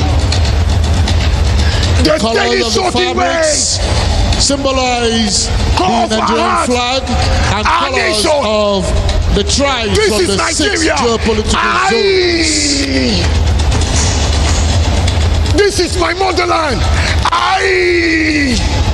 As you can see, an array of calisthenics, synchronized display, and Afro dance steps.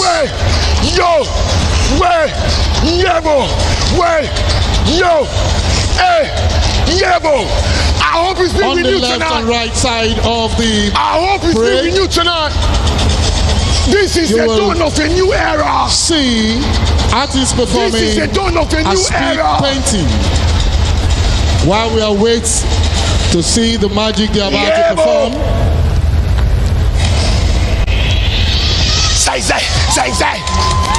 Mesdames et messieurs, everybody, les danseurs acrobatiques d'Adila sont bien connus au Nigeria à cause du professionnalisme exceptionnel.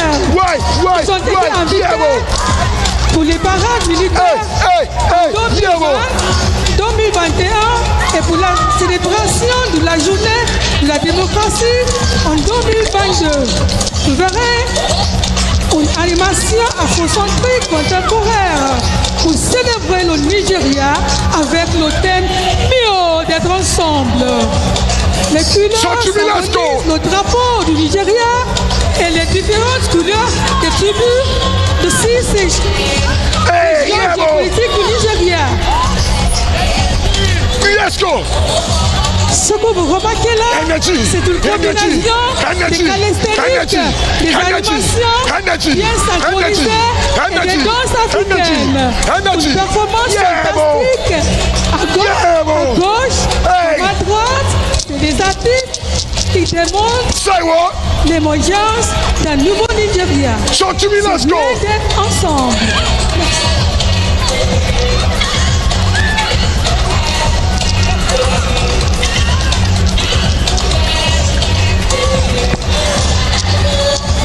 Shut to me, let's go one time. Oh, you go. Everybody. Say what?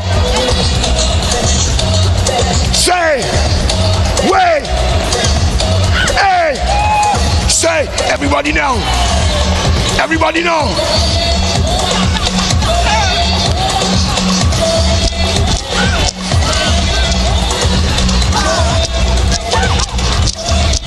Hey, move your body to the beat, tenders. Move your body to the beat, tenders. You are requested to move away from the state box. If you don't have anything official to do in front of the state box, kindly move back to your seats.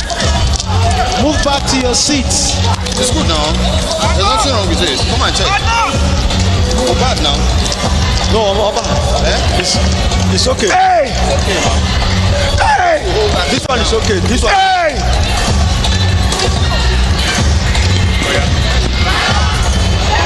Beautiful display there. Welcome perfect to the moves, dawn perfect of a new expressions.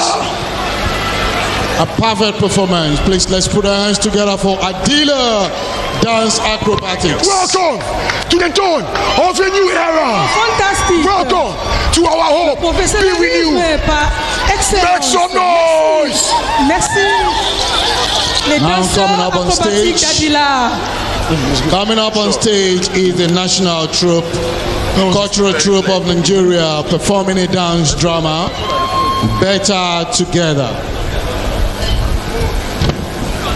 La troupe culturelle du Nigeria présente un grand de danse intitulé Mieux d'être ensemble.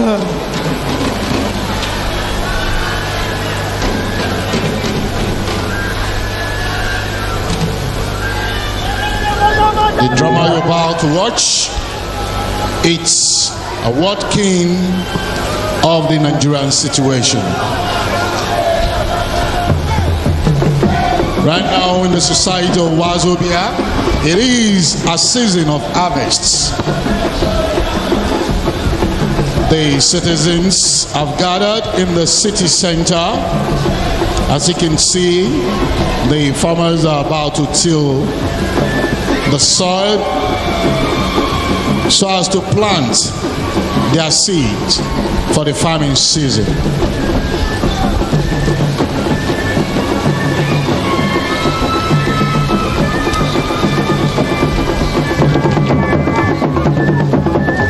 Les citoyens de Wazobia récoltent et plantent leurs produits agricoles pendant la moisson.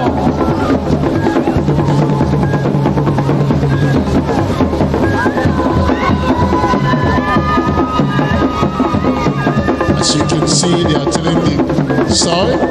This is called Kabulu dance from the northeast of Wazobia.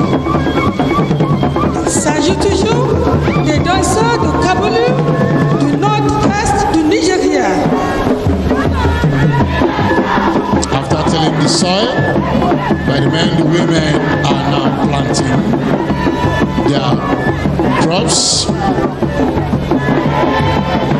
Les femmes plantent maintenant les produits agricoles.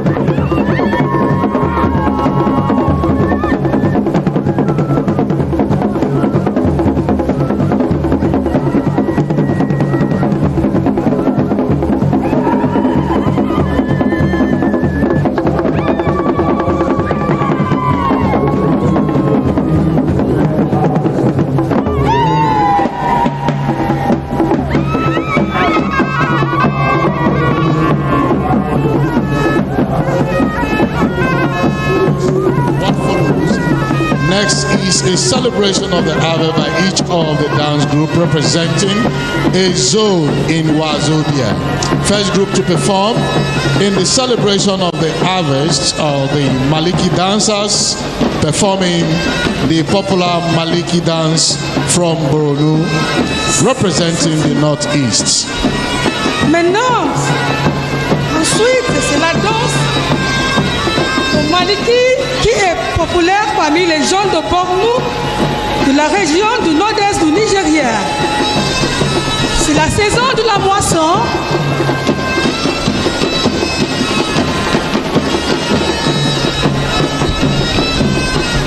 Your Excellencies, most distinguished invited guests, very senior officers, ladies and gentlemen, as we sit back to enjoy this beautiful performance, permit me to acquaint you with the National Cultural Troupe of Nigeria. It is a parastatal of the Federal Ministry of Culture and Tourism, the apex performing arts institution in Nigeria, which was formally established in 1991 by Decree number 47, now an act of the National Assembly. The National Troupe of Nigeria is constituted by professional theater administrators and artists whose primary function is to celebrate the rich cultural heritage of Nigeria through dance, music, drama, and children's theater. The National Troupe of Nigeria has since its formal establishment exhibited competence in packaging high artistic productions, specifically designed for national and international consumption. The troupe has had a record of successful artistic outings within the country and have also toured countries in Africa, Europe, the United States of America, and Asia. Based in Lagos, but with a liaison office in Abuja, the National Cultural Troupe of Nigeria is currently under the headship of an artistic director, Chief Executive Officer Ahmed Mohamed Ahmed.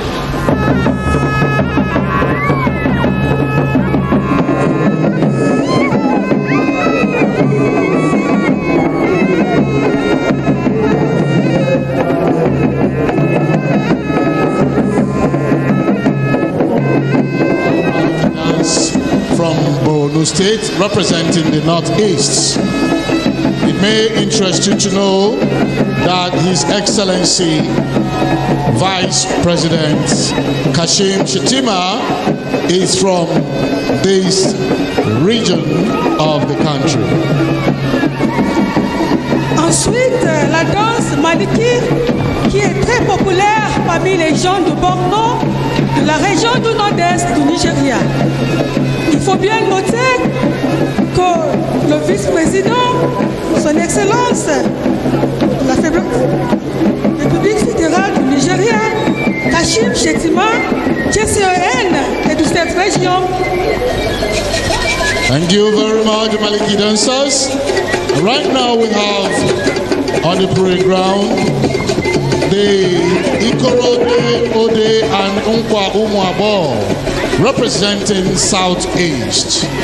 The Ikorode, Ode is popular among the people of Enugu State, while Unkwa Umuabo is popular among the people of Ebonyi State. Le deuxième groupe est du sud-est du Nigeria. La danse Ikorode,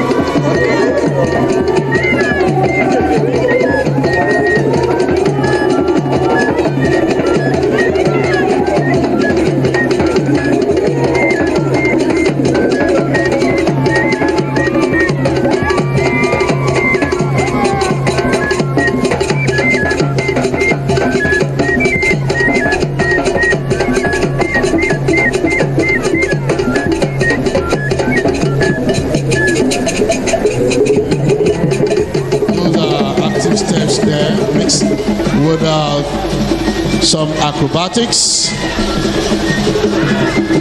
And now we have the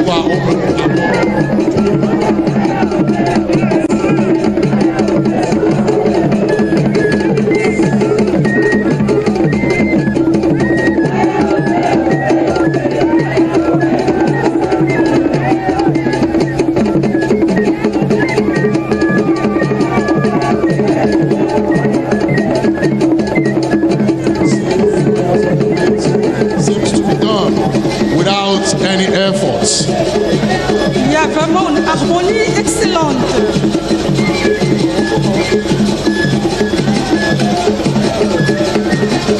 Oh là là!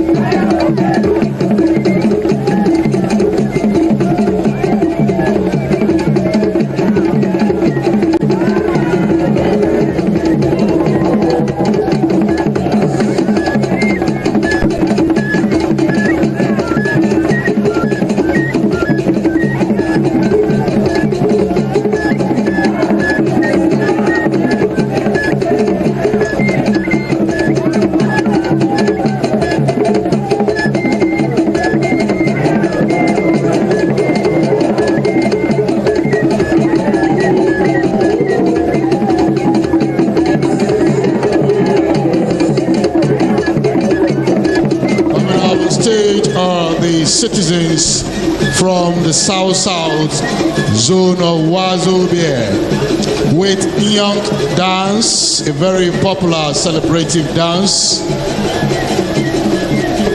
among the people of the South-South region. Ensuite, c'est le tour des gens du Sud-Sud avec la danse. Thank you, the Inyok dance. Thank you, Inyok dance. Merci.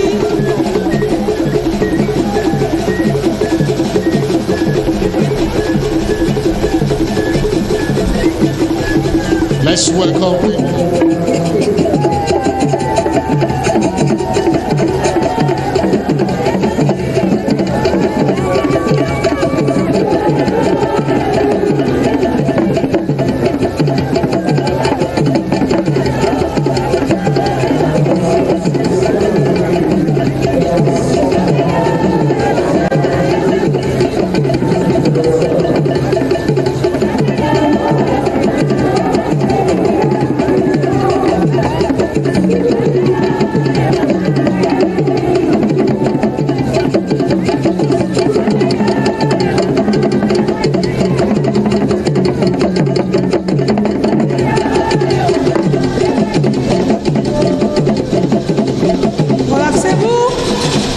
Amusez-vous bien.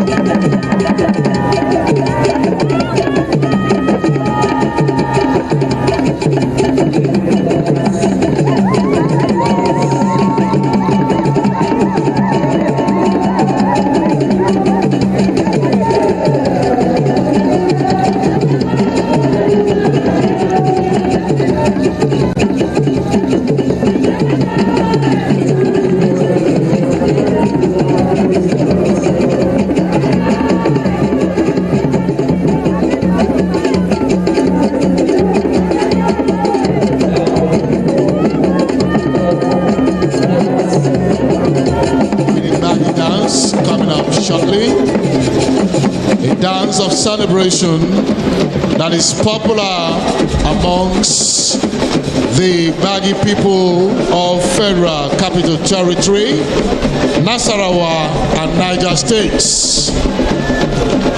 Mesdames et messieurs, ensuite, c'est la danse de Baggy qui est très populaire parmi les citoyens de la territoire capitale fédérale des États de Nasarawa et Niger. Au nord central. Il vient de la région.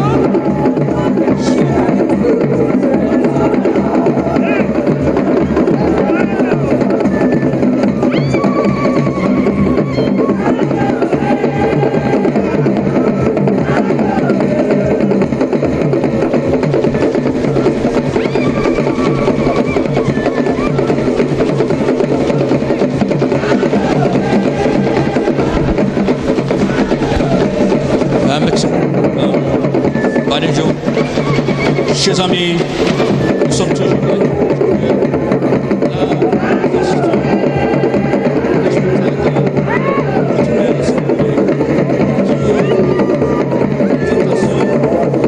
des 6 régions que nous avons au Nigeria.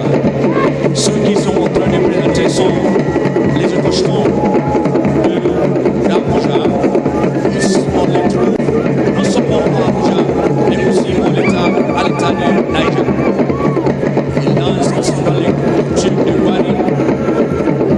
Je crois que les femmes ne sont pas abandonnées. C'est eux qui donnent la direction. Elles dansent très bien. Voici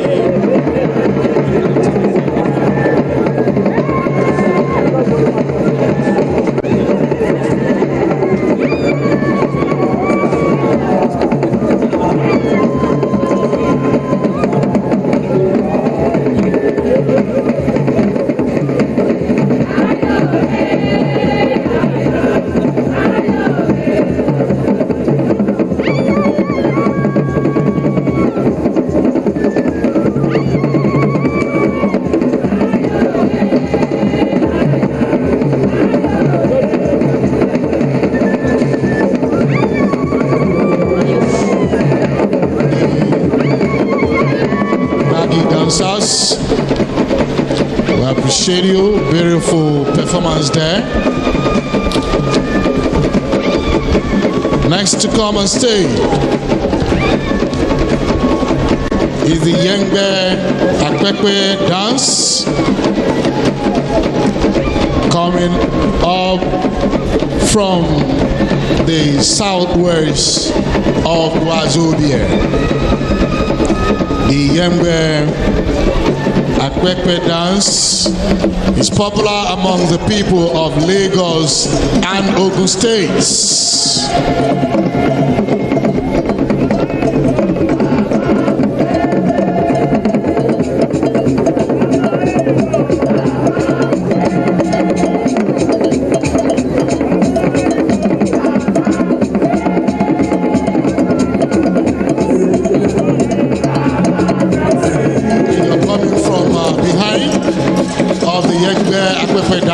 And it may interest you to know that His Excellency President Bola Ahmed Tinubu is from this part of the region. Please, ladies and gentlemen, a round of applause for the Yengbe Akwekwe dancers.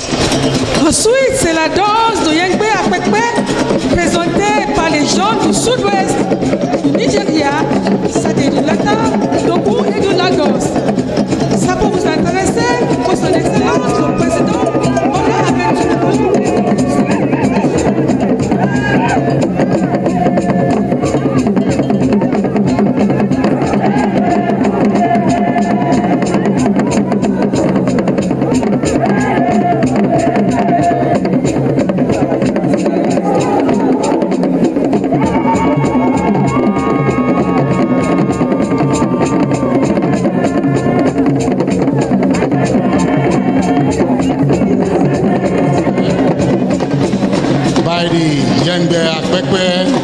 Dancers from the southwest region of the Wazobia. Les dansants Akwekwe de la région géopolitique du sud-ouest. On vous remercie pour cette performance. Très bien, très bien.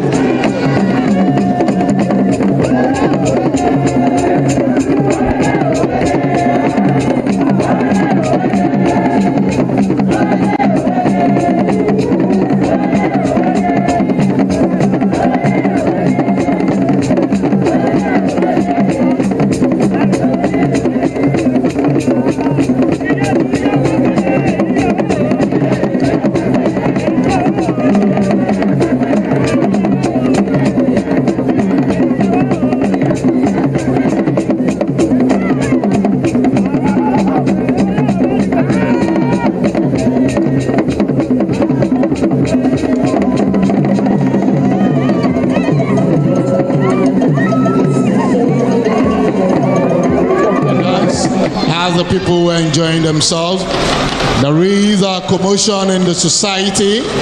The bad eggs in the society have decided to strike the people. And you can see there are bandits who have come to kidnap men and women of the Wazobia while trying to cut away their properties. Malheureusement, vers la fin de cette danse, les bandits ont attaqué les citoyens de Wazobia en volant leurs produits.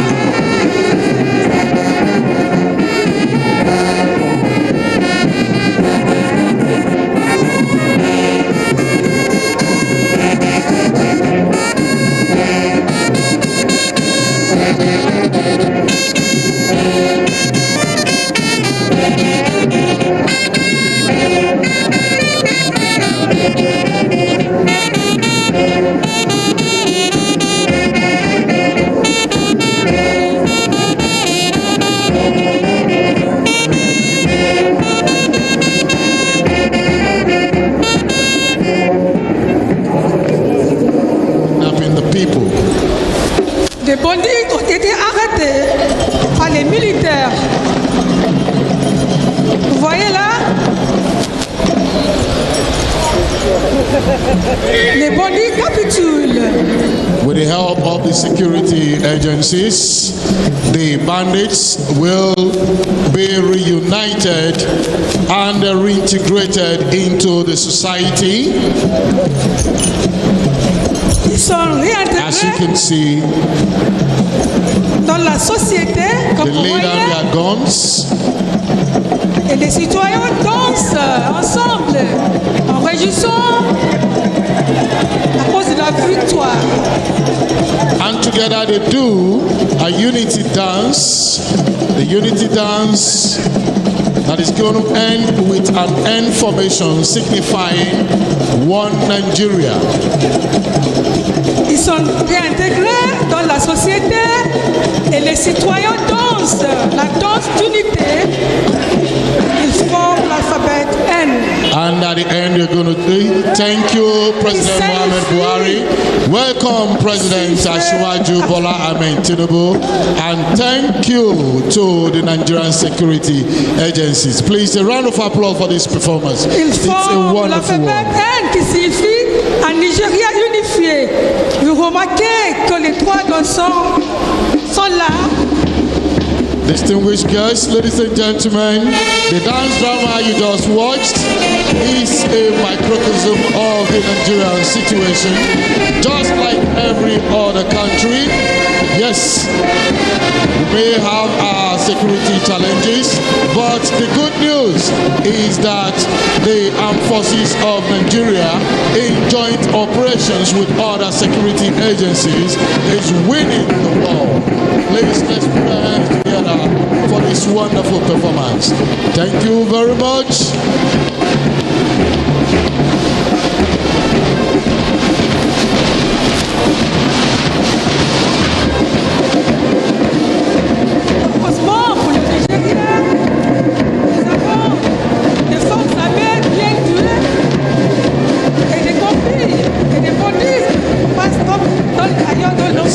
Thank you.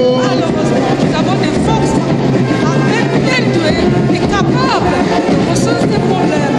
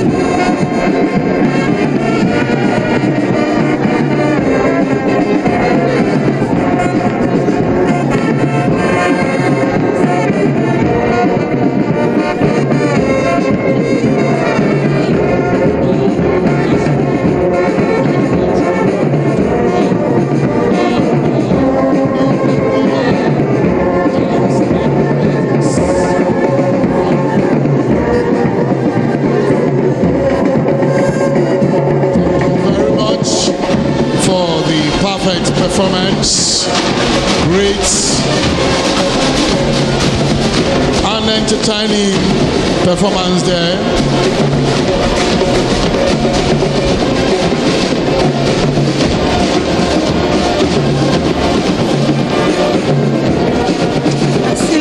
Distinguished ladies and gentlemen,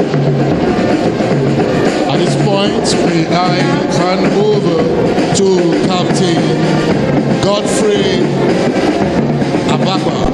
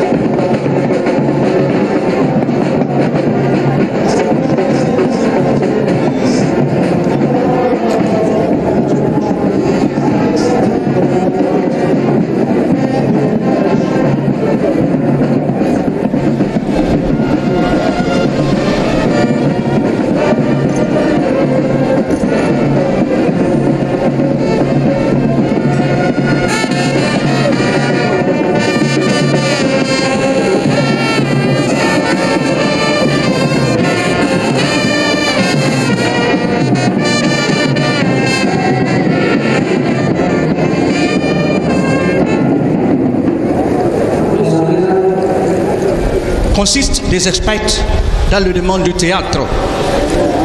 Ils reflètent notre héritage culturel et ils présentent la danse, la musique et les drames afin d'éveiller la conscience du peuple et des citoyens du Nigeria.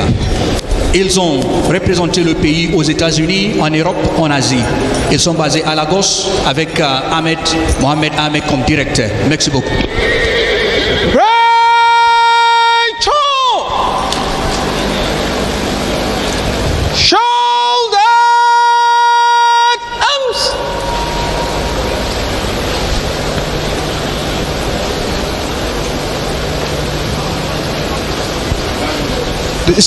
Your Excellency.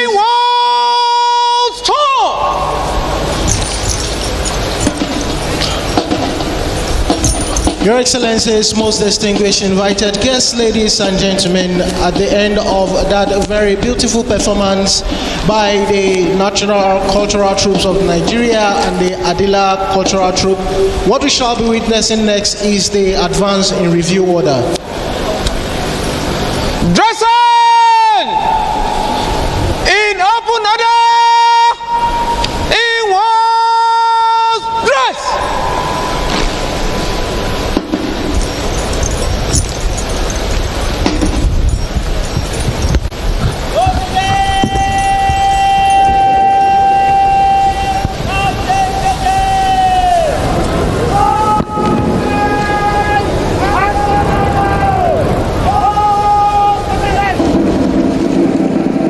Distinguished guests, ladies and gentlemen, what you are witnessing at the moment is the various guards taking dressing preparatory for the advance in review order.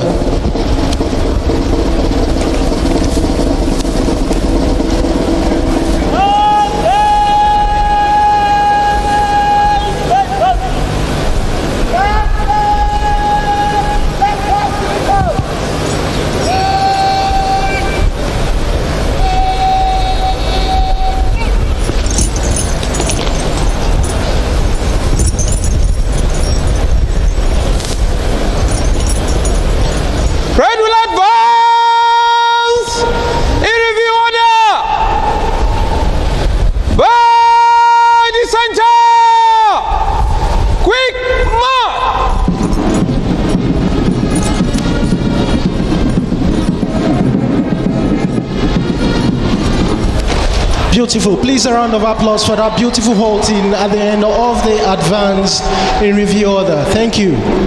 Ça, c'est la militaire nigériane pour vous, mesdames et messieurs.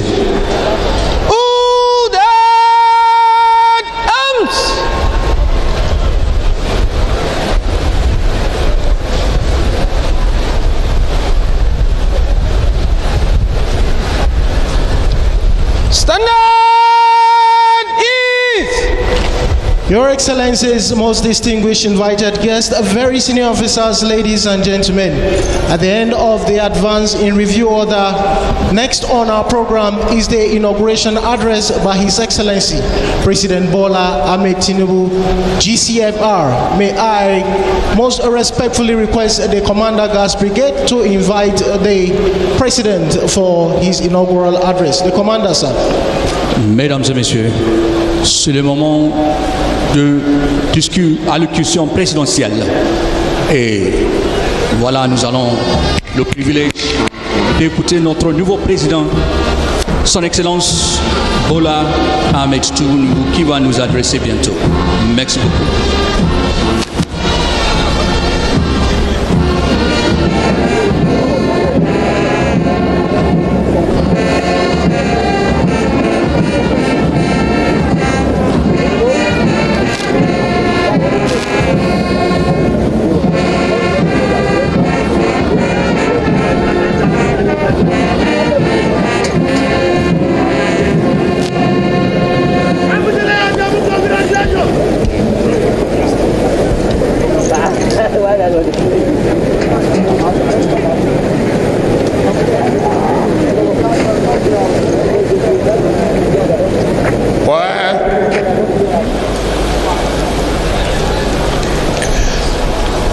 The baton has changed. The respected,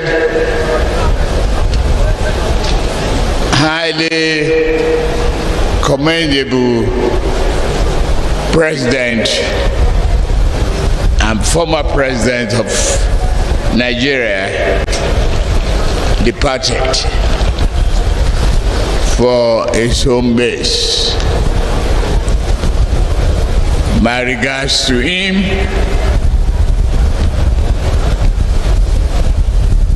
All the excellencies, the head of state, presidents, and leaders of various countries here present.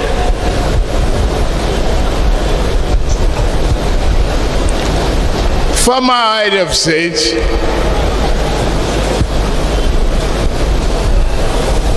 a great man, committed and highly honest to the development of this country, General Yakubu Gowon.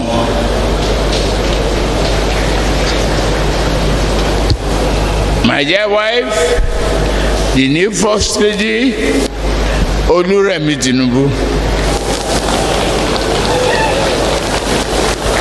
Your Excellency, Vice President Kassim Shettima and his wife Nana Shettima. Senate President, distinguished Senators Ahmed Lawan, House of Representatives Speaker, Right Honorable Femi Gbajabiamila and his wife Salamatu. The Chief Justice of the Federation, Olukayode Ariwola, Your Excellencies, Governors, here present, the Chairman of our party, APC, Senator Abdullahi Adamu, former APC Interim Chairman, Chief Bisi Akande, and my brother and uncle, Chief Segun Osoba. Distinguished Senators and Honorable Members of the House of Representatives, Honorable Ministers and members of the just dissolved National Executive,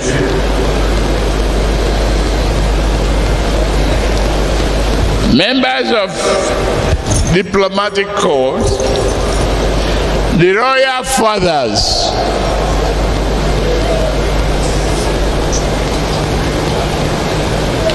men of the armed forces, I salute you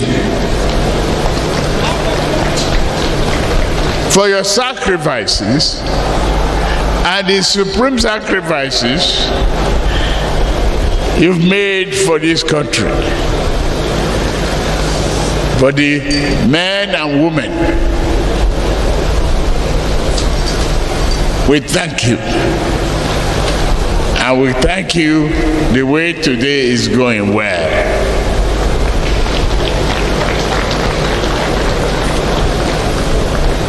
Gentlemen of the press, distinguished ladies and gentlemen, my fellow citizens, I stand before you honored to assume the sacred mandate you have given me. My love for this nation is abiding. My confidence in its people unwavering, and my faith in God Almighty is absolute.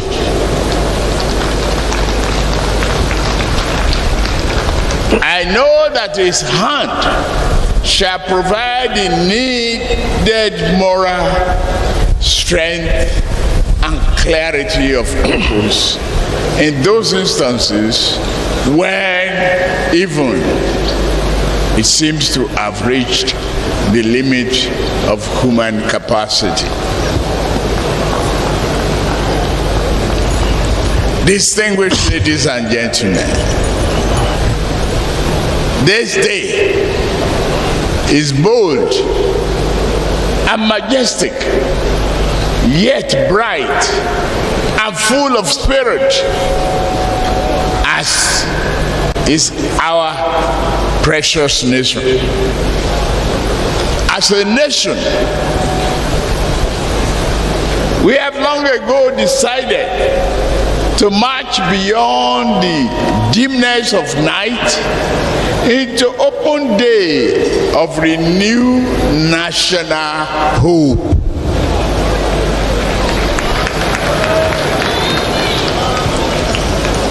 The question is,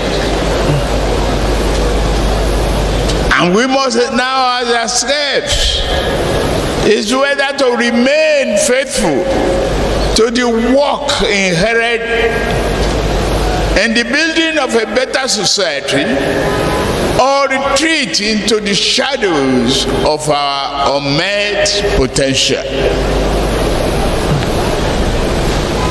For me, there is but no one answer. There are we are too great a nation and too grounded as a people to rob ourselves of our finest destiny.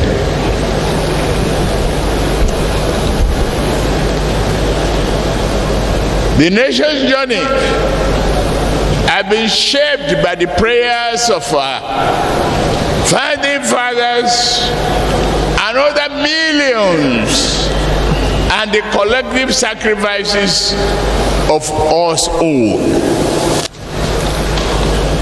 We have endured the hardship that will have made other societies crumble.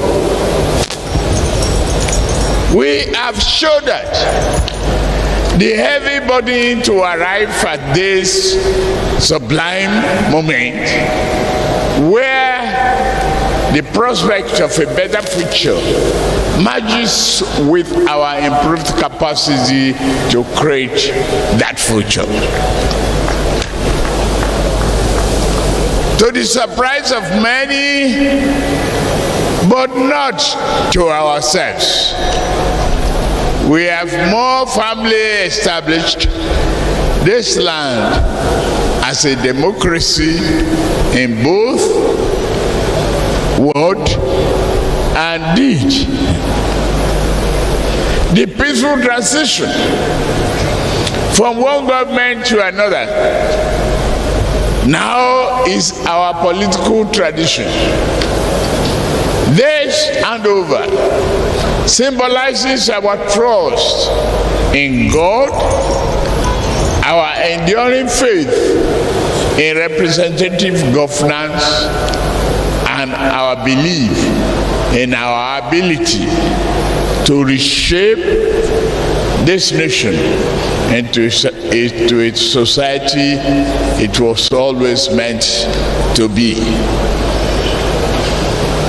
My brothers and sisters, permit me to say a few words to my predecessor, President Muhammadu Buhari. Mr. President, former.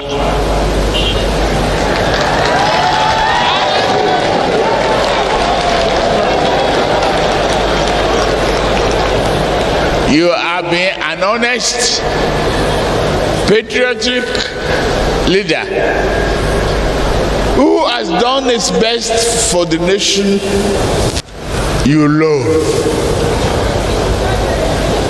On a more personal note, you are a worthy partner and a friend, and may history be kind to you.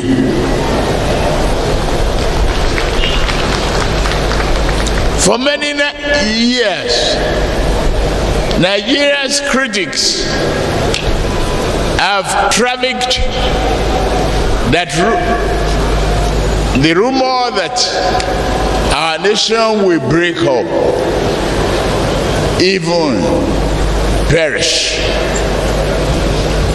They have even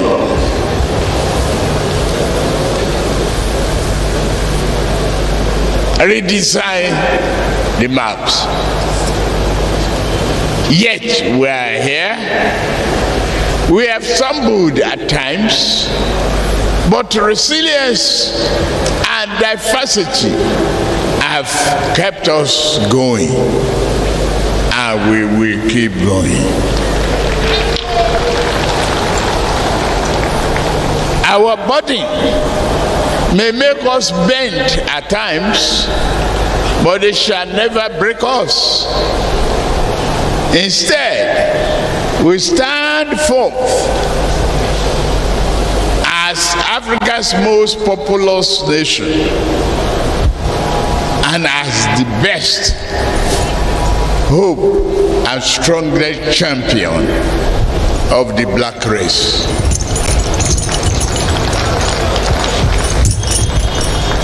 As a citizen, we declare as one unified people, devoted to one unified nation, national cause, that as long as this world exists, Nigeria shall exist.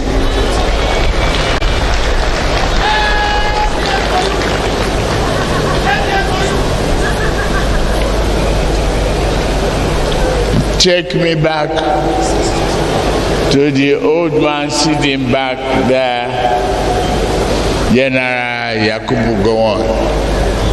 The cliche to keep Nigeria one is a task that must be done. If you are young or old, you will remember that. Today, faith and destiny join together to place the touch of human progress in our very hands. We dare not let it slip. We lift high this touch so that it might shine on every household and in every heart that calls itself Nigeria. We hold the beam aloft because it lights our path with compassion, brotherhood, and peace. May this great light never extinguish. Say amen. Our administration will govern you only on your behalf, but never rule over you.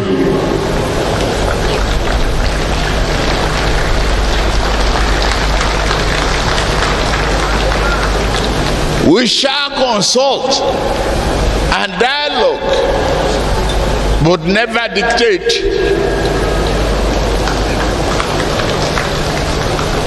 We shall reach out to all, but never put down a single person for holding views contrary to our own.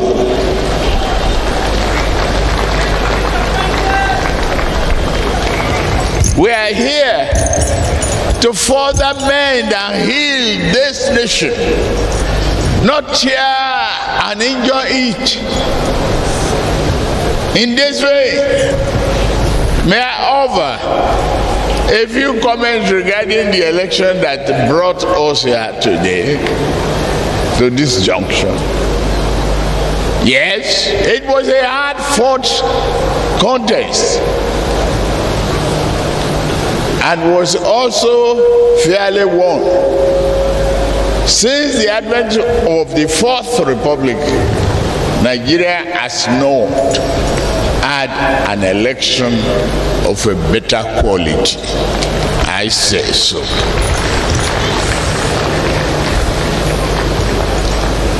The outcome reflected the will of the people. However, my victory does not render me any more Nigerian than my opponent, nor does this render them any less patriotic. They shall forever be my fellow compatriots, and I will treat them as such.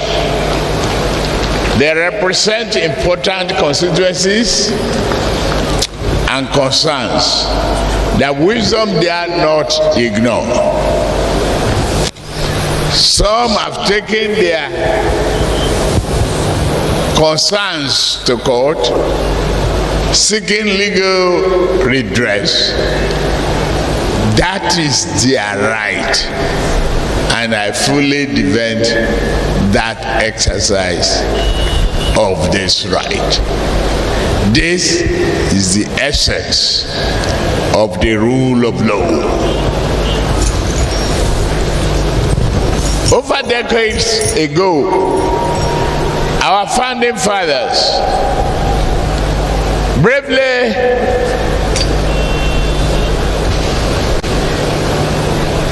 gave us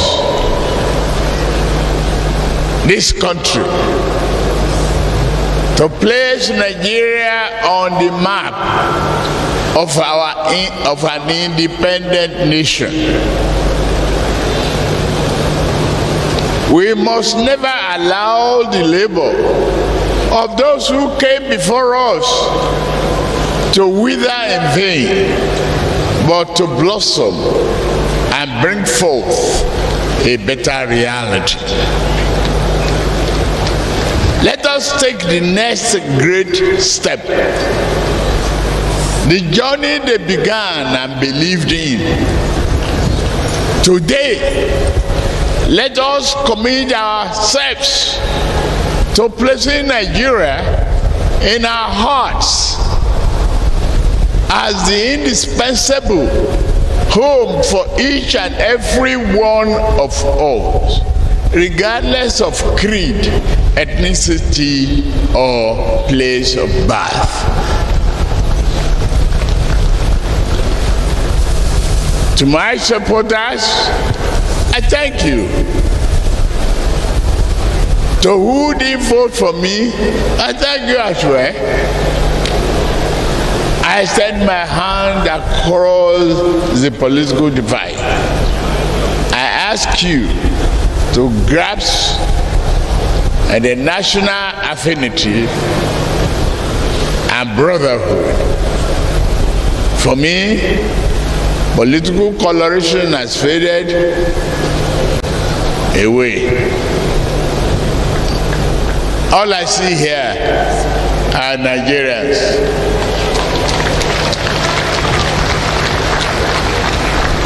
All of you.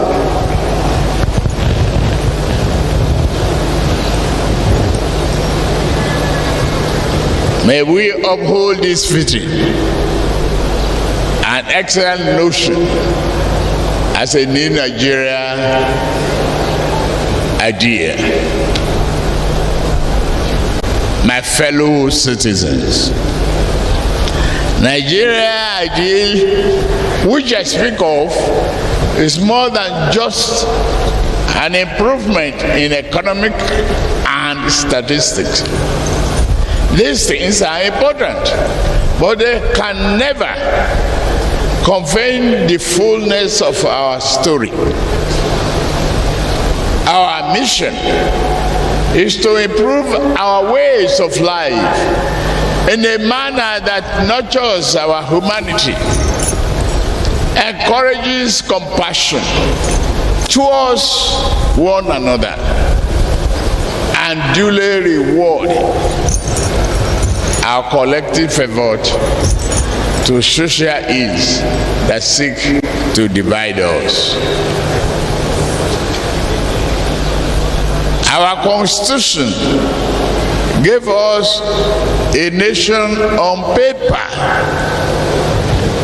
We must work hard at bringing these noble documents to life by strengthening the bonds of economic collaboration, social cohesion, and cultural understanding. Let us develop a shared sense of fairness and equality.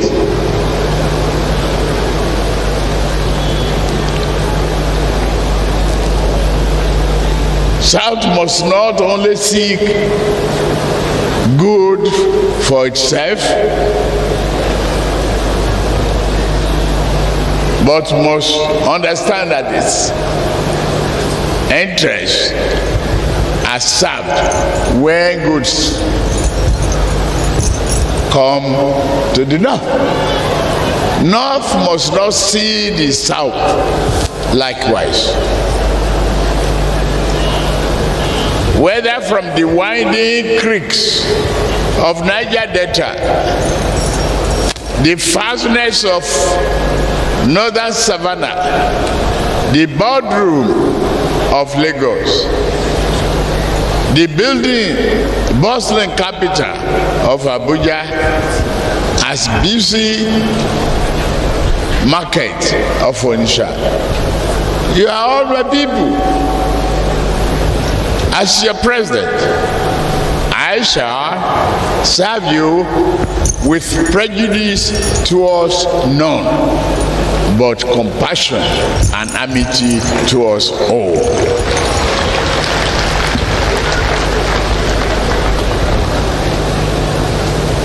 In the coming days and weeks, my team will publicly detail the key aspects of our economic program. Today, permit me to outline in broad terms a few initiatives that divide our concept of progressive good governance and furtherance of the Nigerian ideal. The principles that will guide our administration are very simple. Nigeria will be impartially governed according to the rule of law, the Constitution. We shall defend the nation from terror and all form of criminality that threaten the peace and stability of our country.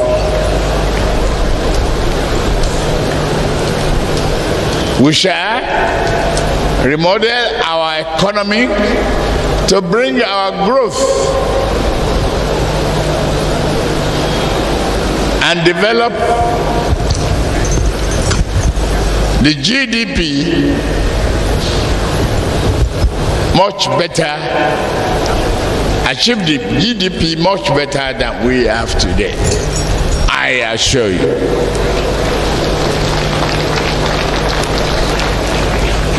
Do that through job creation, food security, and an end to extreme poverty. In our administration, women and youth will feature prominently.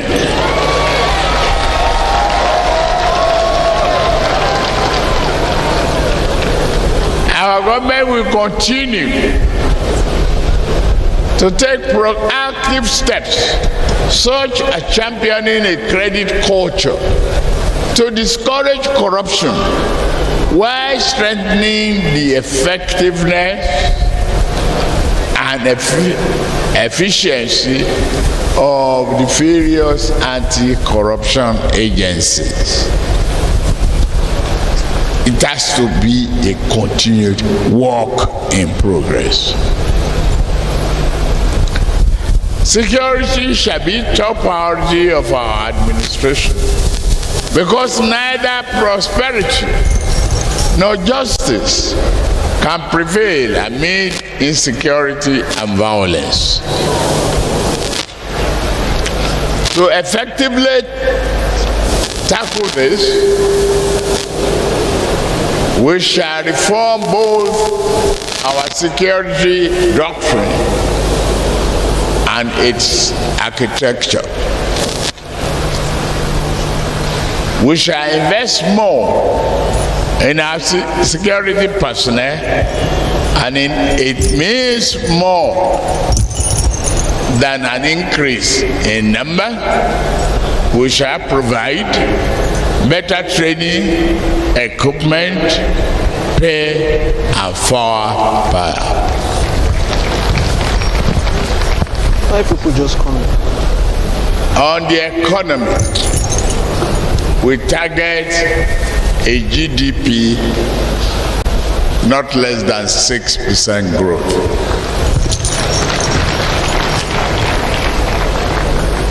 We aim to accomplish all of this by taking the following steps: budgetary reform, stimulating the economy without engendering inflation, industrial policy to utilize the full range of domestic manufacturing and lessen import dependency. The electricity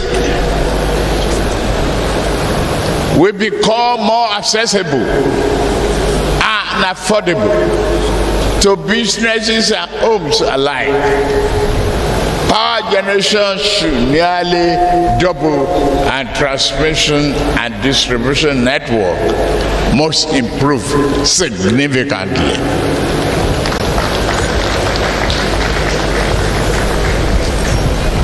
We will encourage various state governments to continue to participate in this effort, power generation and distribution of their own. I have a message for our investors, local and foreign. Our government shall review all the complaints about multiple taxation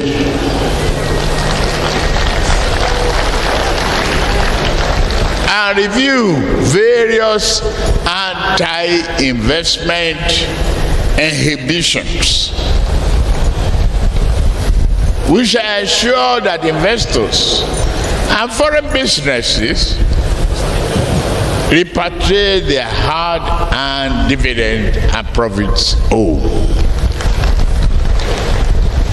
My administration must create meaningful opportunities for our youth. We shall honor our campaign commitment of 1 million jobs and the digital economy. Our government also shall work with the National Assembly to fashion an omnibus job and prosperity bill. This will give our administration the policy space to embark on labor-intensive infrastructural development, improvement, encourage light industry, provide improved social services for the poor, elderly, and vulnerable.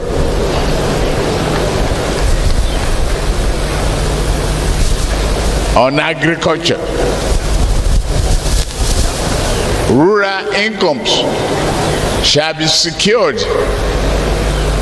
by Commodity Exchange Board, guaranteeing minimal prices for certain crops. Animal products, a nationwide program for the storage and facilities to reduce spoilage and waste. All of that will be undertaken. Agricultural hubs will be created throughout the nation to increase production and engage in credit, promote credit, engage in value-added processing. The livestock will introduce the best modern practices and steps taken to minimize the perennial conflicts.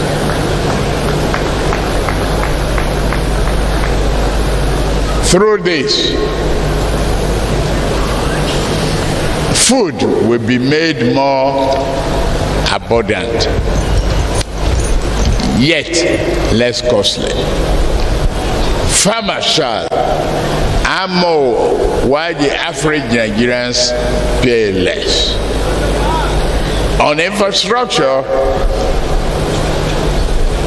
we shall continue the efforts of the Buhari's administration on infrastructure development of Nigeria, and you know how many railroad and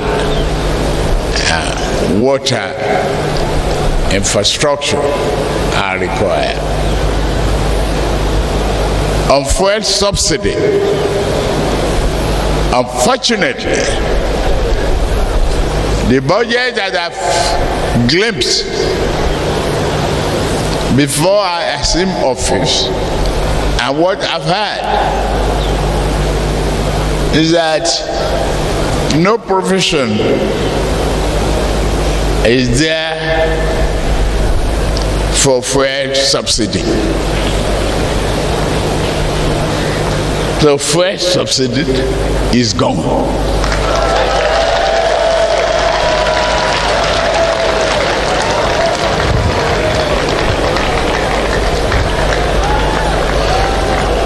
Subsidy can no longer justify its ever increasing cost in the wake of dry resources.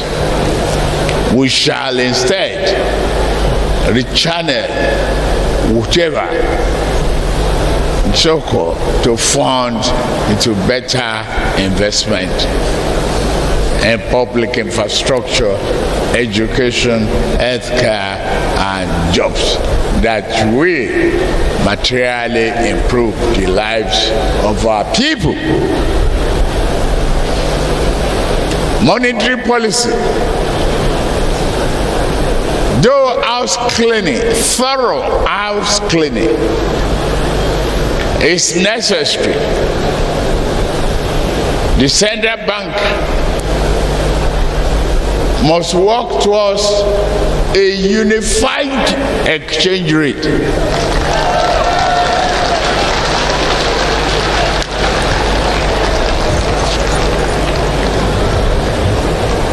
This will direct the fund from arbitrage to meaningful investment and the plant and equipment, jobs that are that will power the real economy. Interest rates need to come down.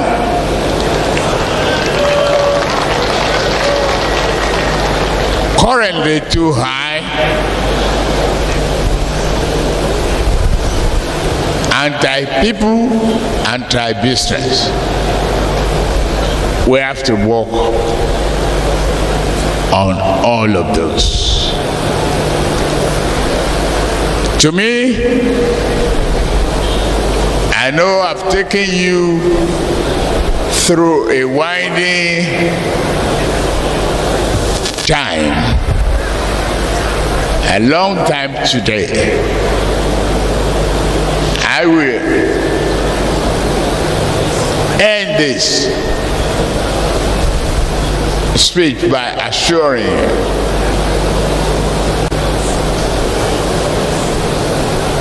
that the mandate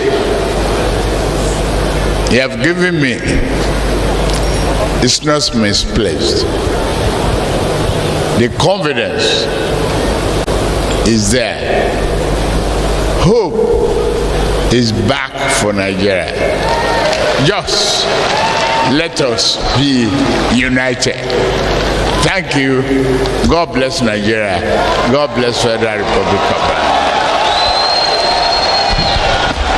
Your Excellencies, most distinguished invited guests, ladies and gentlemen, that has been the inaugural address by the new President of the Federal Republic of Nigeria, His Excellency, President Bola Ahmed Tinubu, Grand Commander of the Order of the Federal Republic. Please may we put our hands together once more for His Excellency, the President and Commander-in-Chief of the Armed Forces of the Federal Republic of Nigeria. Invités distingués, Mesdames et Messieurs, vous venez d'entendre la locution présidentielle de son Excellence, le Président de la République fédérale du Nigeria et commandant en chef des forces armées du Nigeria, son Excellence, Président Bola Ahmed Tinubu, JCRF. Merci, Excellence, et félicitations. Thank you very much. At the end of the inaugural address, what we'll be witnessing next is the 3 hearty cheers.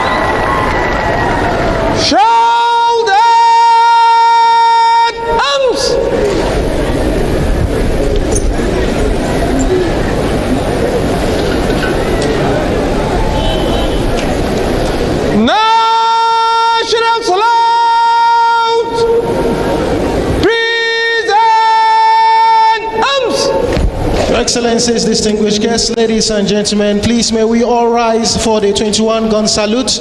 Officers and warrant officers in uniform are to salute, and may I respectfully request our distinguished guests not to panic at the sound of the artillery guns by the State House Artillery Battery. Thank you.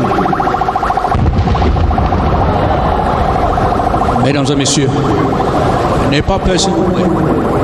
Le son que vous entendez, c'est le son, ce qu'on appelle le canon. Ça, c'est en l'honneur du président.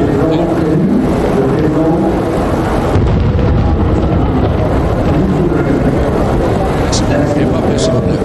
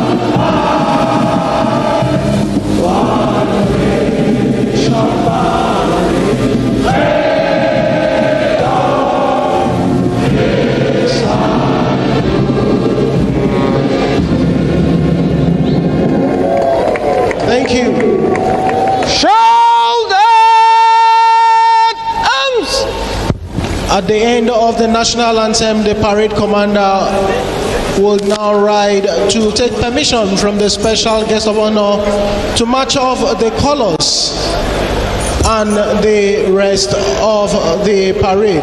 Please, may I request we all rise as a mark of respect while officers and warrant officers in uniform.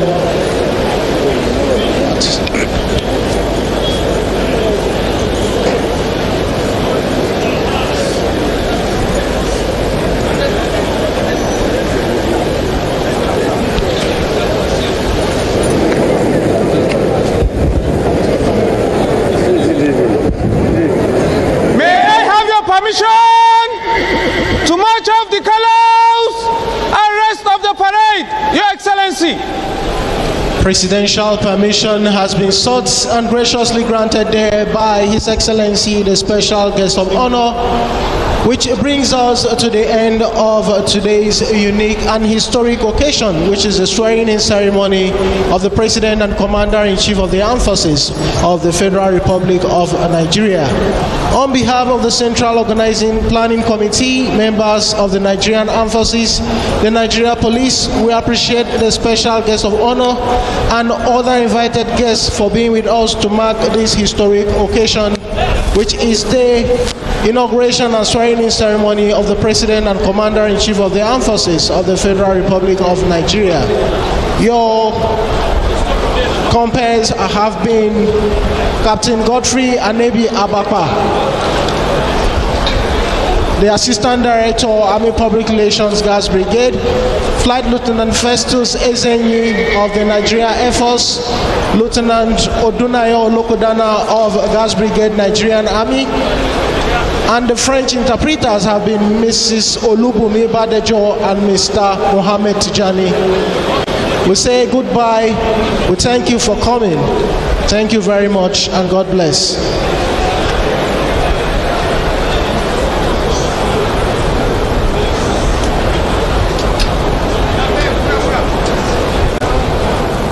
Well, this effectively signifies the conclusion of this inauguration ceremony and the swearing-in of Bola Ahmed Tinubu as President of the Federal Republic of Nigeria.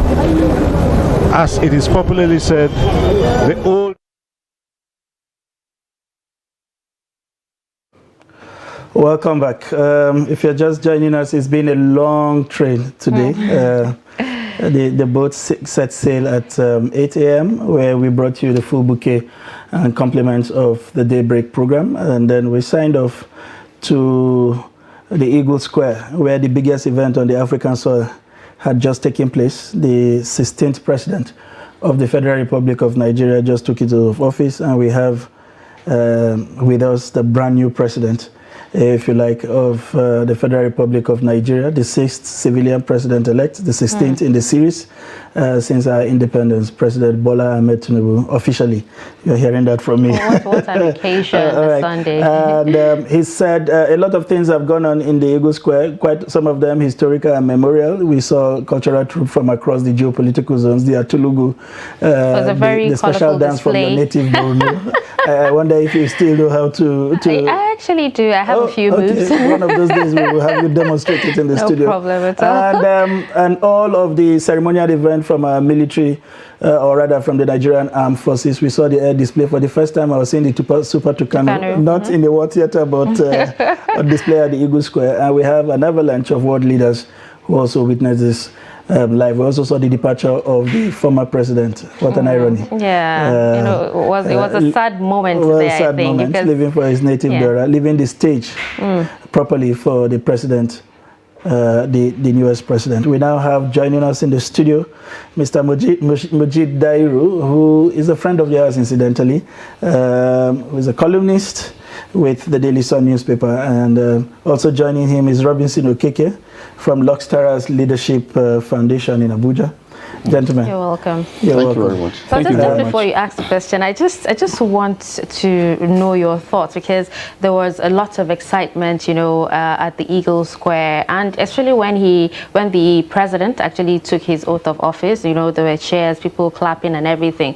But does that translate to the ambience outside of the Eagle Square? Well, if you are there, there is so much of emotions that's running in the Eagle Square. Remember, people who would have taken the stress and they pay to be in the Eagle Square, people who are heavily invested in this election. So it's normal for you to see that's like the apex of everything that they are putting. They are seeing before the efforts, the campaign, the toiling across the country come to fruition with that eventual. And remember, in the last 3 weeks, if you like, in the last 2 months, it's been one kind of warning or the other about some people wanting to scuttle the inauguration and all that, and assurance and reassurance by the security forces that they are trying to stop something supernatural from making this inauguration happen. So finally it did. Everybody can go to bed now. Now beckons the serious challenge of nation building and everything that awaits him. And that brings us to this conversation. And I will start with you, Mr. Dairo.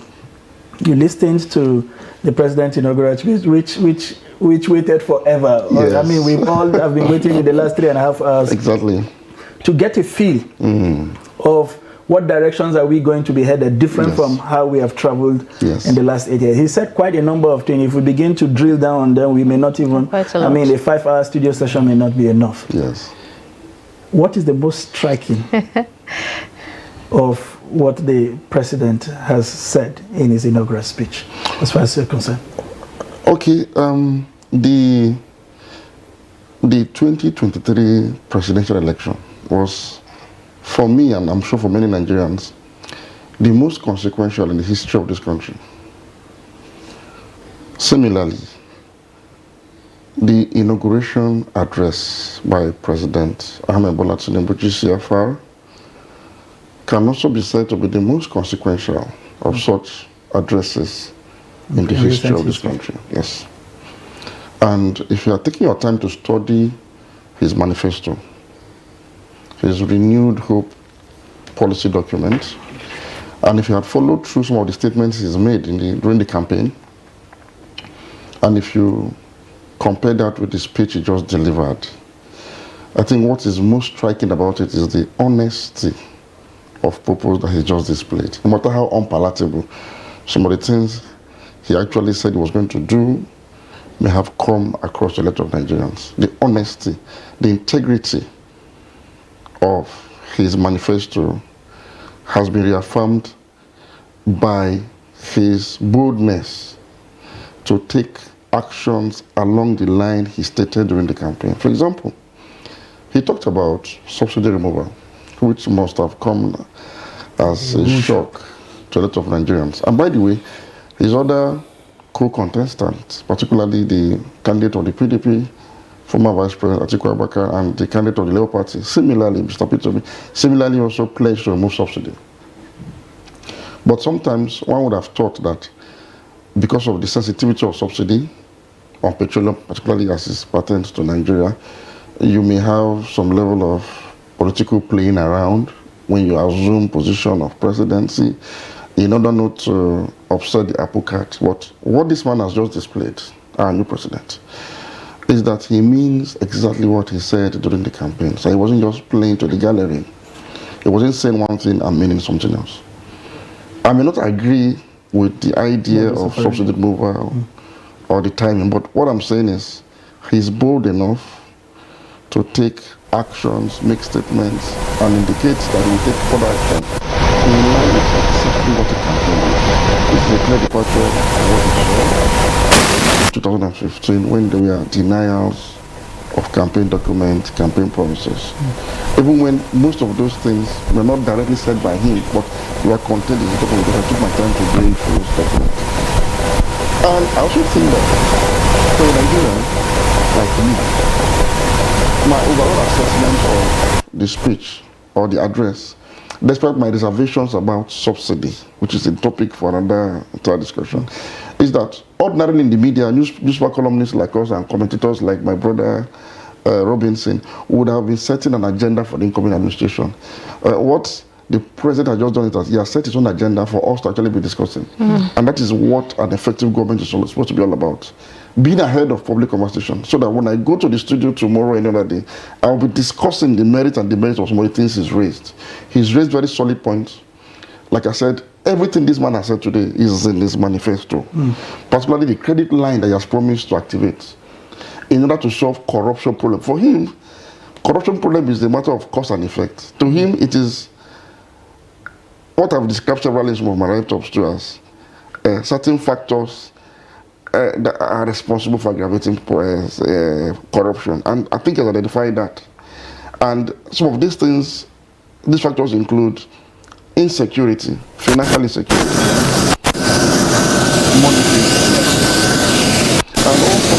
inequalities, inadequacies, things that simply makes it impossible for you to resist the temptation of stealing government money. So he's trying to say, look, if you want to make this war effective, provide people's basic needs through an elaborate credit scheme. You look about power, and he said power should be available and affordable. So I'm thinking, is it that you want to shift subsidy now from PMS to power? All of this come under the purview of energy security anyway. But the point is, he's been making good his campaign promises even from his first statement. And most importantly, too, he talked about agriculture.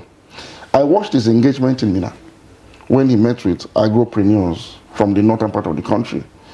And in that, at that event, he pledged actually to set up the commodity exchange board. He has reiterated that today. And I think it's a good idea. So by and large, for a Nigerian like my hope is slightly renewed, because I wasn't so, optimistic about the entire process. But my hope is slightly renewed because he's made very firm, actionable statements that we can hold on to, including certain, he was even dedicating timelines for deliverables, including, if I must also say, a legislative agenda that seems close to what you had in 1929 in the United States of America under President F.D. Roosevelt. The New Deal. He has his own idea of a New Deal that is going to send to the National Assembly for passage into law so that he can use that package, that law, to stimulate massive labor-intensive, if you understand what it means. That he's going to create, he's going to use that opportunity to create large-scale jobs for infrastructural development in order to spur the economy without causing inflation. So this, to me, is a product of a deep mind, a fertile mind, that seems to understand what is expected. And thankfully, he didn't blame the past administration on one before him. All right. Before Usina comes on, Mr. Robinson, Mr. Dairo has taken us summarily on quite a number of the things he has said. What was going through your mind, while he made those speech? And I say this because, like he rightly identified, he has set the tone. Should this begin to suggest to us the kind of people that will form the team around him? Because, I mean, whatever went into writing this speech were some very deep thoughts. And if you leave execution to shallow minds, as we have seen in recent times, they may not even understand the depth of this conception and may just model up the deliveries at the end of the day. What, following this inauguration, and all of the things you have said, what should we expect in the coming days in terms of the quality of human resource that would deliver on some of this mandate? Okay, I think while listening to the president, I was just saying to myself, this is a man who is not afraid of making promises. And I kept saying, I hope this man is not thinking we are gathered here for campaign. That this is now actual governance. He is now the president and commander-in-chief. And so it's no longer like going around campaigning, canvassing for votes. But this is now actual governance. But then, if we know the person who is Bola Ahmed Tinubu, coming from his antecedents, we know he is a man that is very, very pragmatic. And he's strong-minded. He knows his goal, and he set out to achieve it. And that we can give to him. Listening to him, I saw a lot of renewed hope. And I think that document, well titled, Renewed Hope. And just like you asked, how is he going to achieve this? Because definitely he is going to be the arrowhead. And then he will need other people to work with him. First, I want to say that we don't need him to wait 60 days before appointing his ministers. Because I want to believe that since the announcement of his victory was made, that he should have been able to put a team together waiting to unleash them. And the Bola Tinubu that I know is a man that knows how to get the best of people to work for him. I just hope that age has not taken that part of him away from him. So believing fully in him, that he has the ability, the capability to gather technocrats. The mistake of maybe the last administration, I can say that the very day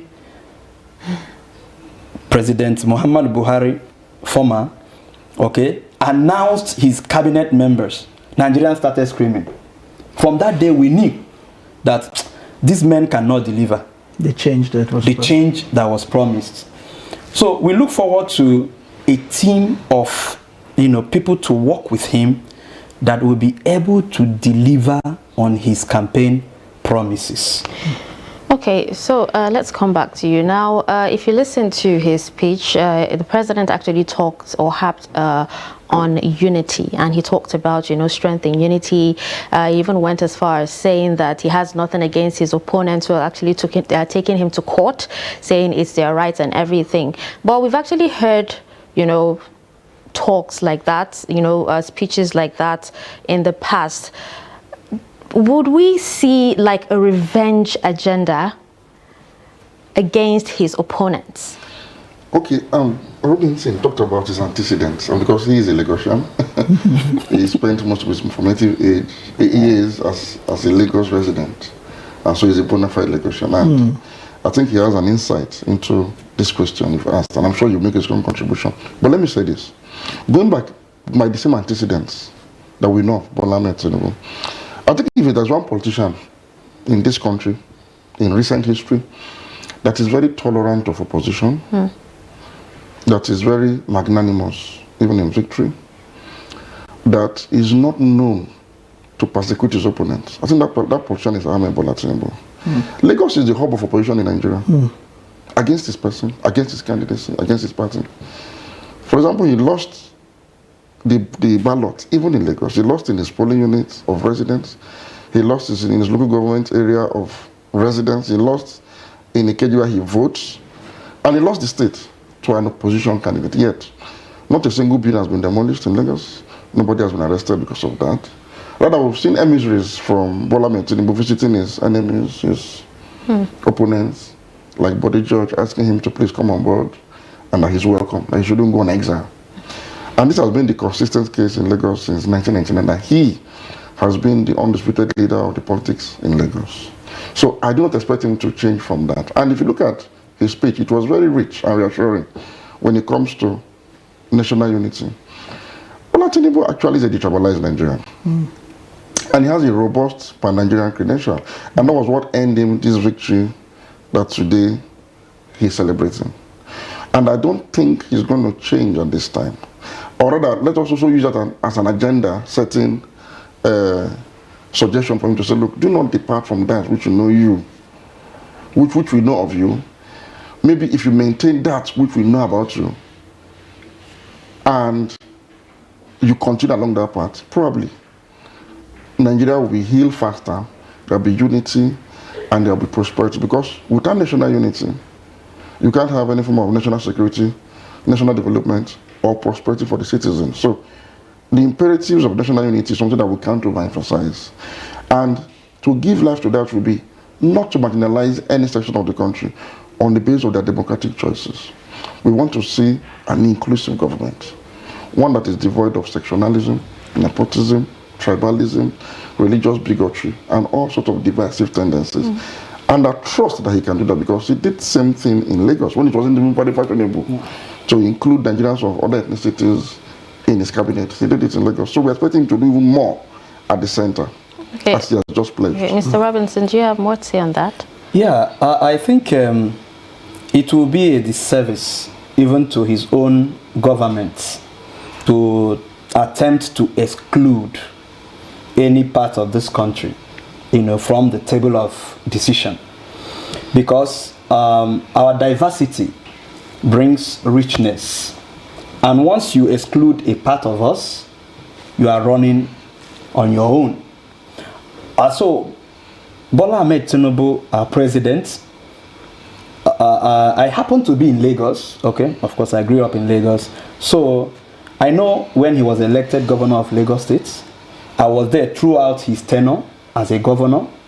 And I can proudly say that Bola Ahmed Tinubu is a pan-Nigerian. Because even while we did our, SSCE and all of that, he was our governor.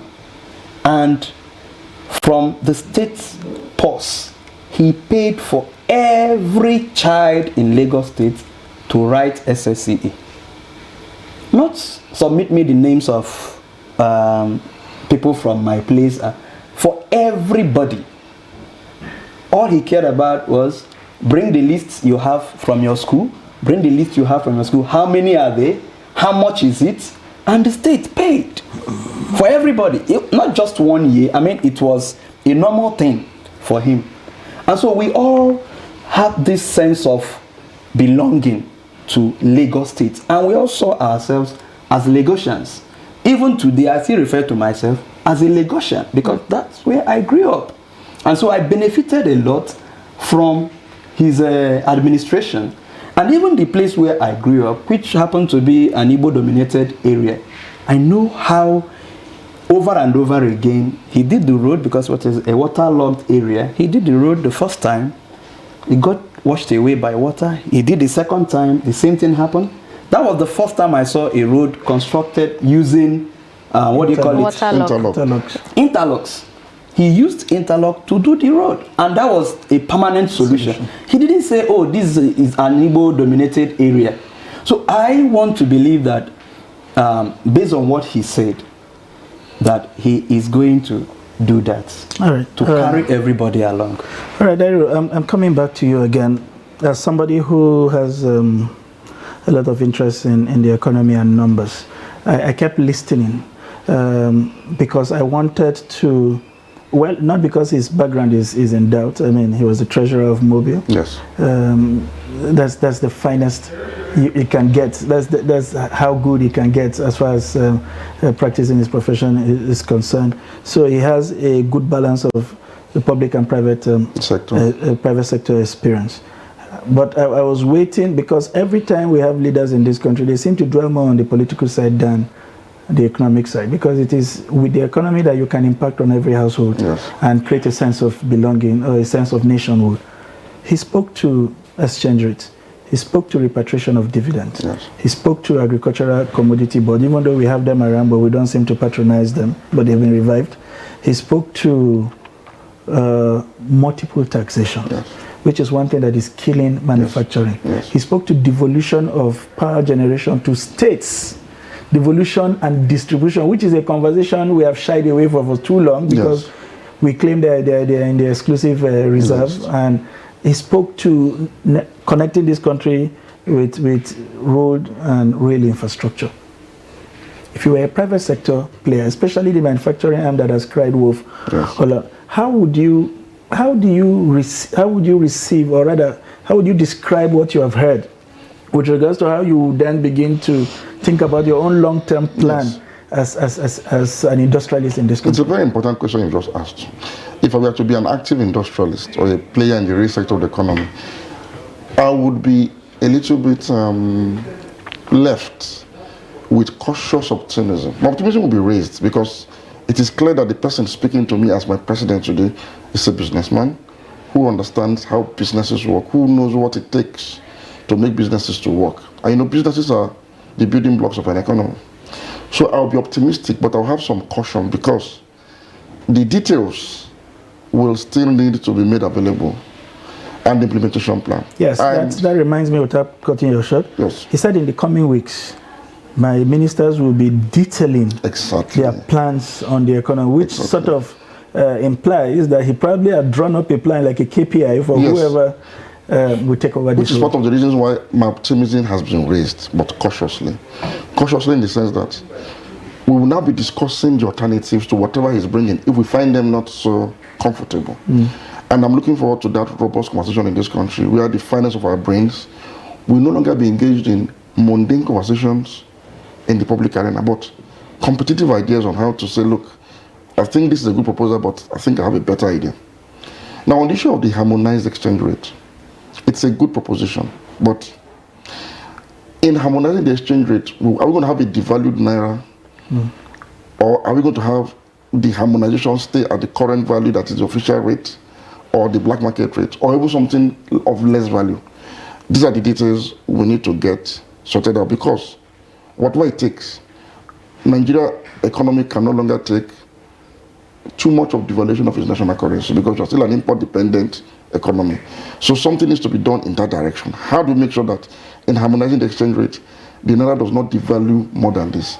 At least in the middle, let us achieve stability of exchange rate, and then put in place processes that will bring it further down, because the desired exchange rate should be a naira to a dollar. I mean, but I know that that is just what is desired, but something reasonable that will not erode Nigeria's purchasing power as a nation and not increase our cost of production. Or even our cost of debt service, because they are in our cost of debt service too. Now, on the issue of eliminating multiple taxation in this country, it's something that will excite manufacturers and businessmen. And I hope that he will match his words with action in this direction. As a matter of fact, I want to see taxes lowered at this time in order to allow businesses breathe.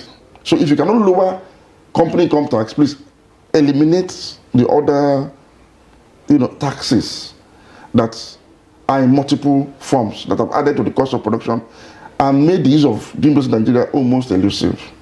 We also want to see something around tariffs for import and export. As far as I'm concerned, Nigeria has no business charging tariffs for export. Export tariffs should be absolutely free, because we need all of the exports we can get at this point in time. So tariffs for export should be eliminated completely and made very easy to achieve. Now, on the issue of what was it he raised again? You talked about agricultural board. Yes, that's very commendable, because we need to actually, like he said, put more money in the hands of farmers, while at the same time achieving food security by way of availability and affordability. Excellent. Like I said, that speaks to a key component of his campaign manifesto. So for him to have reiterated it today means he meant what he was saying during the campaign. It wasn't just rhetoric. And so we are seeing an affirmation of what is contained in his working document. So I think that is quite reassuring. However, on the long-term level, he talked about investors, that is trying to boost investors' confidence now, and their ability to repatriate their profits. That is good to attract the much-needed foreign investment to stimulate the economy. But let me just say this as a way of setting an agenda for him. I think in the long run, just should be looking at overseas investment as well.